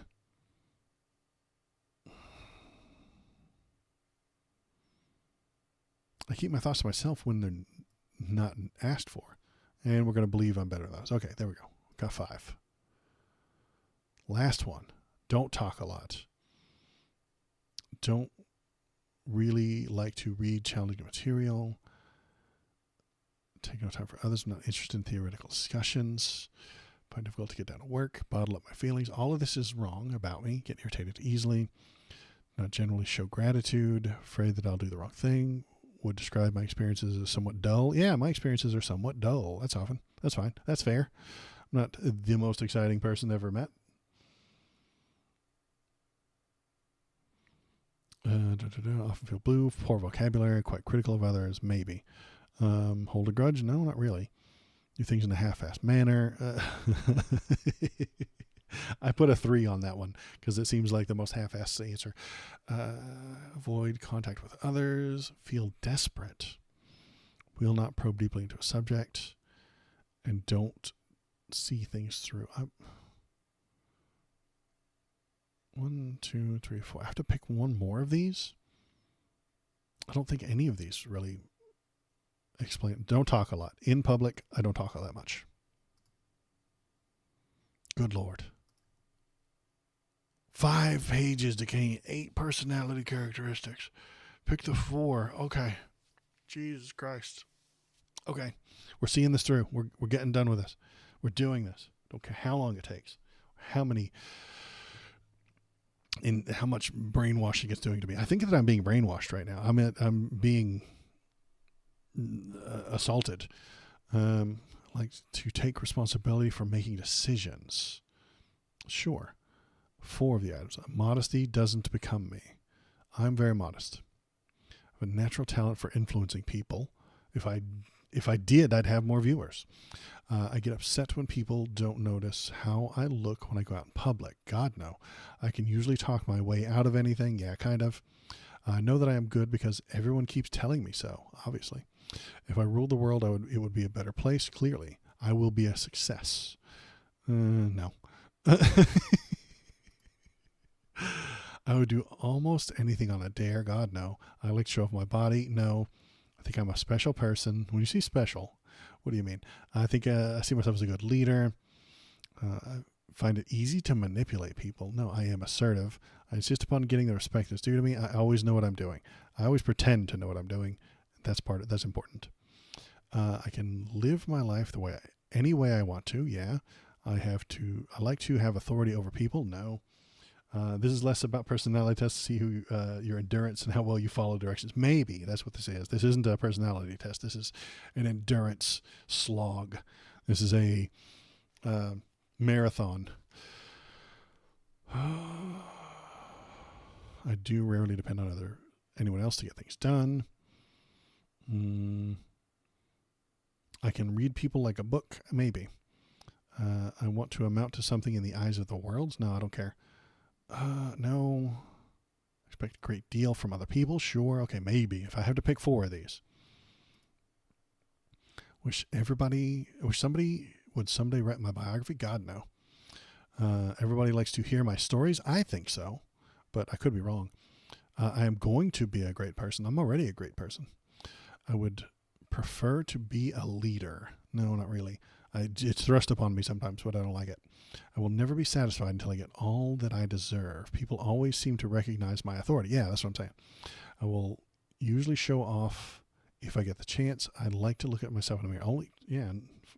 How well do you navigate bureaucracy? Yeah. I've seen government paperwork, and it doesn't look like this. I don't know what this is. I have to pick 2 more of these? No. So, shit. I call shenanigans on this entire test if you're forcing you to pick 4. All right, fine. I like to be the center of attention. I'm a born leader, yeah. I like to start new fads and fashions. I'm more capable than other people. Capable. I can make anybody believe anything I want them to. Obviously not. People go out of their way to praise my behavior. I am an extraordinary person. I have a strong will to power. Wow, what the fuck does that mean? You have the will to power. Ooh, that one's dangerous. I don't think I want to click on it, but I might have to. I don't like to be the center of attention. Start new fads or fashions? No. I mean, I don't think so. If I did, like, people would be following me and growing sideburns, you know. I don't see a lot of sideburns out there, so I would like to start it, but nobody's caught on yet. Hasn't caught on yet. The sideburn fashion hasn't come back. I've brought the sideburns back, and it's yet to catch on. So maybe I am starting a new fad. More capable? Sure. Make anybody believe? No. Yeah, KVP's doing his, so I am now a new fad. Okay, gotcha. KVP's also growing his. And you come up with so many catchphrases. Okay. All right. I appreciate that. So we're going to say that I start new fads and fashions. People go out of their way to praise my behavior. KVP just praised my behavior, so I'm going to say that, mark that one. Whew. 5 pages, 6 phrases. Oh, describing common attitudes. All right. The 3 that describe my attitude. Christ almighty, this is long. I have a hard time knowing. I should have fucking started this sooner. It's 45 minutes past my normal stream knockoff time. I appreciate you. Thank you for being here. Click the thumbs up. Click the subscribe buttons. All that fun shit. Because I'm here to entertain. I have a hard time knowing who I am or maintaining a constant sense of self. God, no. Even when people act nice, I often believe they intend to demean me with what they say or do. I don't think that's true. I'm much more devoted to work and productivity than I am spending time with friends and leisure activities. I've combined them. You guys are my friends, and I'm working right now. And I have to pick three. I often feel like people are out to get me. That was kind of a joke. A miserly spending style towards myself and others. I tend to see money as something that must be saved. Maybe. I don't spend a lot of money. I do tend to think I'm pretty important. I'm kind of a big deal. I think others should recognize me as a superior person in terms of my accomplishments and talents. Jesus. I joke about this, but I have to pick three of these, and I don't want to pick three of these. Ale Drapper. It was good, my dude. Please react to my newest original song on YouTube. I don't think I will. I'm not a musical kind of guy. Thanks for coming in, though. Thanks for saying hi. Tell us your political ideas. I'm excessively anxious and social. Do I have to pick three things? Yeah. Please choose three, even if you feel none of the attributes describe you very accurately. All right.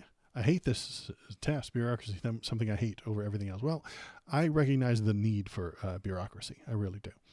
I'm excessively anxious in social situations. No matter how familiar I am with a particular situation, I find myself preoccupied with paranoid fears. Maybe. People are often jealous of me. No. I'm pretty special and should only associate with other people and institutions that are special and of high status as well. I have chronic feelings of emptiness. No. Every once in a while, I recognize that I have an exaggerated sense of my own self-importance and accomplishments. Yes. I tend to have unstable, intense personal relationships where I alternate between extremes of idealizing and devaluing another. No. I don't know what my third one is going to be on this one.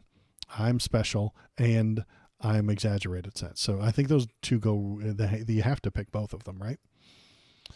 I often find myself jumping from one shallow emotion to another. No. I consistently use my physical appearance to draw attention upon myself. No. I will do a lot to obtain nurturance and support from others, even to the point of doing things that are inconvenient or unpleasant. God, no. I believe things many others don't, like having a sixth sense, clairvoyance, and telepathy. And as an adolescent, I had bizarre fantasies or preoccupations. We're marking that down. Not because I have ever had cognition or clairvoyance or telepathy, but I want the DHS to reach out to me to ask me about my clairvoyance. We're doing this strictly for the lulz. As a child, I wish I was as a vampire. See, so there you go. We're doing this so that the DHS reaches out to me, tells me that they need to come work for them because of my clear, obvious sixth sense. For some reason, I find it hard to throw out worn out or even worthless objects. I do have some old clothes and old junk that I keep around. I'm often reckless when it comes to my own and others' safety. No, I'm the opposite of reckless, but I have to mark down three of these. Okay, I pointed to my own sideburns a few minutes ago, so that is me using my physical appearance to draw attention to myself. There you go. Consistently. I don't think I do that consistently, but good Lord. All right, let's keep going. I'm often very dramatic, theatrical, and show an exaggerated expression of emotion. I don't know what you're talking about. That is ridiculous. I have never exaggerated anything, especially my emotions. Okay? And I would condemn anybody for saying that I do. I have told you 1,000,000 times that I never exaggerate. Anyway, yeah, we're going to mark that one. Not in the 30 years I've been a streamer, yeah. Let's keep going. I'm often very dramatic.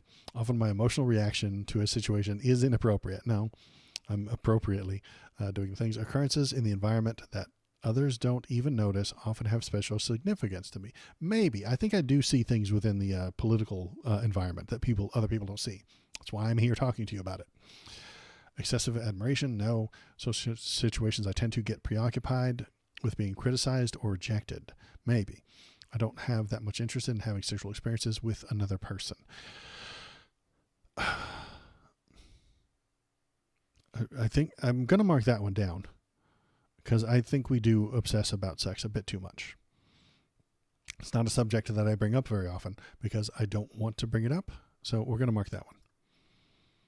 I can control it, you know. This one's way too long, but I think it would be fun to do a shorter one as someone you know. Maybe. Yeah, I didn't know this would be so long. People praise or criticism of me doesn't really affect me. Yeah, I get criticized on YouTube all the time. Order and organization. I don't feel that much empathy for others. I have a hard time standing in someone else's shoes. No, that's liberalism. The leftism is thinking about other people.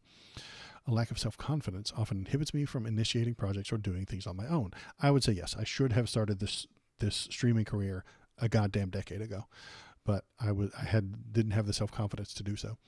I often hold myself back in interpersonal relationships for fear of being shamed or ridiculed. Not really. I am often inflexible when it comes to the matters of morality and ethics. I just think everybody else is wrong. Am I inflexible? I talk about morality and ethics on this channel all the fucking time. Am I inflexible in them? I don't think I am. I think comprehending what they're doing and what they're saying isn't inflexibility. I wrap myself in knots to try and understand what they're talking about. If the test is longer, it's usually more accurate. Okay. I'm going to say I often hold myself back for interpersonal relationships for fear of being shamed or ridiculed. Sure. Please tell me it's over. Okay. Wait, is that it? Jesus Christ. It's not even going to tell me what they did. Oh, it's just going to send it to okay. Well, the DHS just got, all of that information. I hope they're watching. If you're in the government and you're working for RFK Jr., let me know how I did, please, for the love of God. I need to know because this has been thoroughly anticlimactic. Son of a bitch, KBP, you're right. They just created an AI based on me, and now I work for them. That AI works for them. I am now uploaded into the intelligence. Yeah, intelligence computer now knows everything about me and will create something. Maybe I'm going to check. I'm going to keep an eye on my email to determine whether or not that did anything. But we're going to read. Hang on, because this guy took it too. Okay, the whole assessment, which was first reported by Puck, blah blah blah blah. As an American, I decided to determine my own fitness for a role in RFK Jr.'s cabinet of horrors. That's what I did. Yeah, me and this guy. Who is this guy? This guy is Luke Winky. That's a fake name if I ever heard one. Says Waldo Lesname. It was a disquieting experience. The first 17 questions are tests on pattern recognition. Yeah, we did that, Zoivac. I appreciate it. We're asked to slot geometrical graphs into a row without breaking the order. After that, you're ushered in some good old-fashioned word association, asked to determine, which I did really well on, and asked to determine through multiple choice the closest definitional relative of a particular article of speech, like saying envy with jealousy. Remember those standardized tests you took in middle school where everyone was trapped in the basketball gym for 6 hours on a Monday afternoon? Kind of felt like that, except with, the fate of the entire American medical apparatus on the line. Things get even weirder once you get to the latter half of the test, which in form and function is a MySpace-style personality quiz. I was asked to rank the series of attributes from 1 to 5, how they gel with my psychic makeup, and given how desperate and unattached those attributes were, this provided to be an impossible task. So this guy felt impossible as well. Do I make people feel at ease more than I spend time reflecting on things?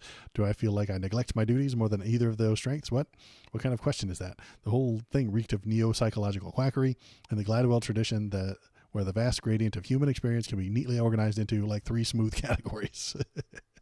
And yet after my first round of personality disentangling, RFK assessment got much more specific and somehow even more bizarre. The quiz presented me with a lengthy list of strange personal insecurities and asked me to highlight the 5 that I identified with most. The sound straightforward enough, but the available choices coalesced into a majorly unwell person. I tend to have unstable and intense personal relationships where I alternate between extremes of idealizing and devaluing another. I don't have that much interest in having sexual experiences with another person, which I chose to interpret as a smart bit of incel coalition. management. Oh, okay. So they were checking to see if I was an incel, and I marked the incel port. I marked the incel bit so that I would get the call back. Speaking for myself, I was self-aware enough to check off I require excessive admiration. But I made sure to leave out I don't feel much empathy for others. And just like that, the test was over. I was presented no score or evaluation, just a terse thank you at the end of the line. I suppose I must live with the fact that the government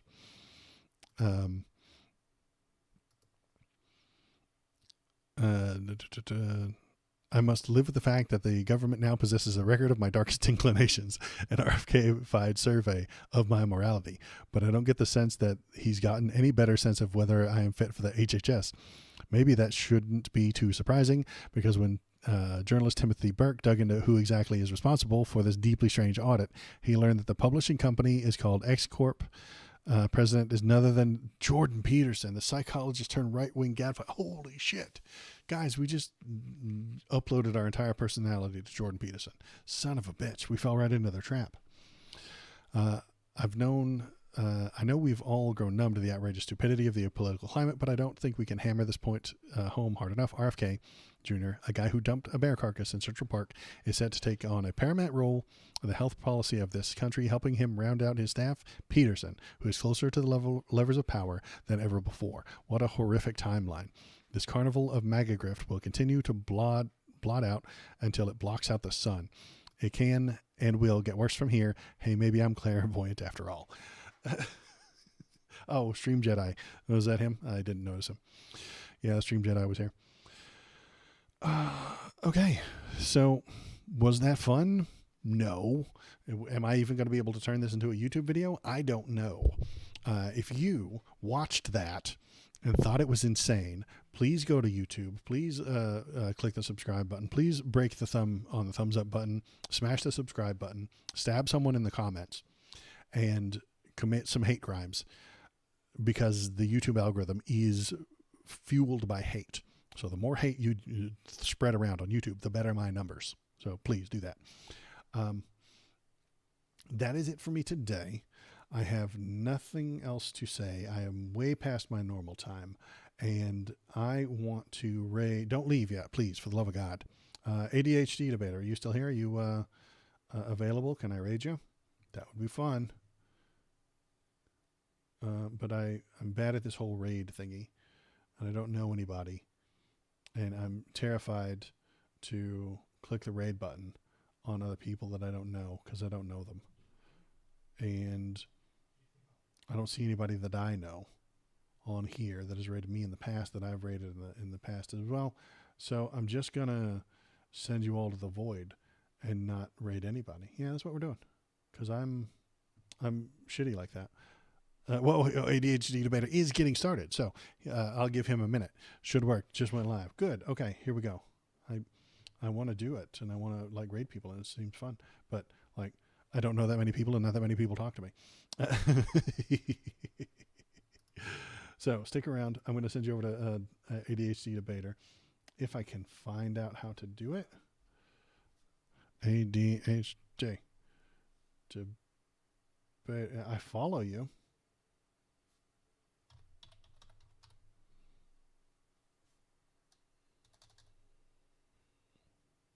I hate, no problem. I tag your videos with Trump for President, MAGA, and foreigners out. Then, yeah, you'll get 1,000 clicks. Yeah, exactly. That's exactly how it should go. I can't find you. Let me, just the people I'm following, which is you right there. I'm following you. And so I'm going to hit the button and say goodbye for now. Thanks for coming. I will talk to you guys again, maybe tomorrow, maybe only on Wednesday. I might be back on Wednesday.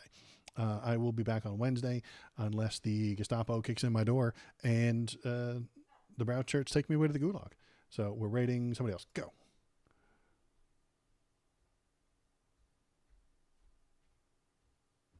It should be happening soon, I think.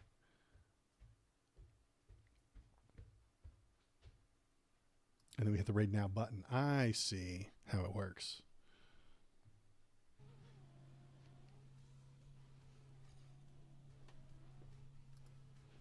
What game is this?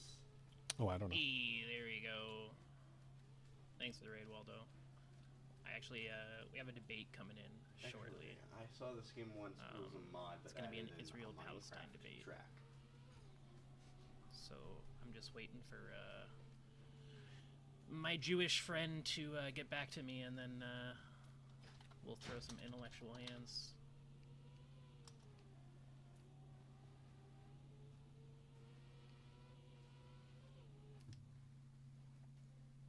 But for now, I'm just doing some very ass Trackmania gameplay because I haven't played this in probably a year. I love debating people on Israel-Palestine. I shouldn't say I love it because it is fucking... I just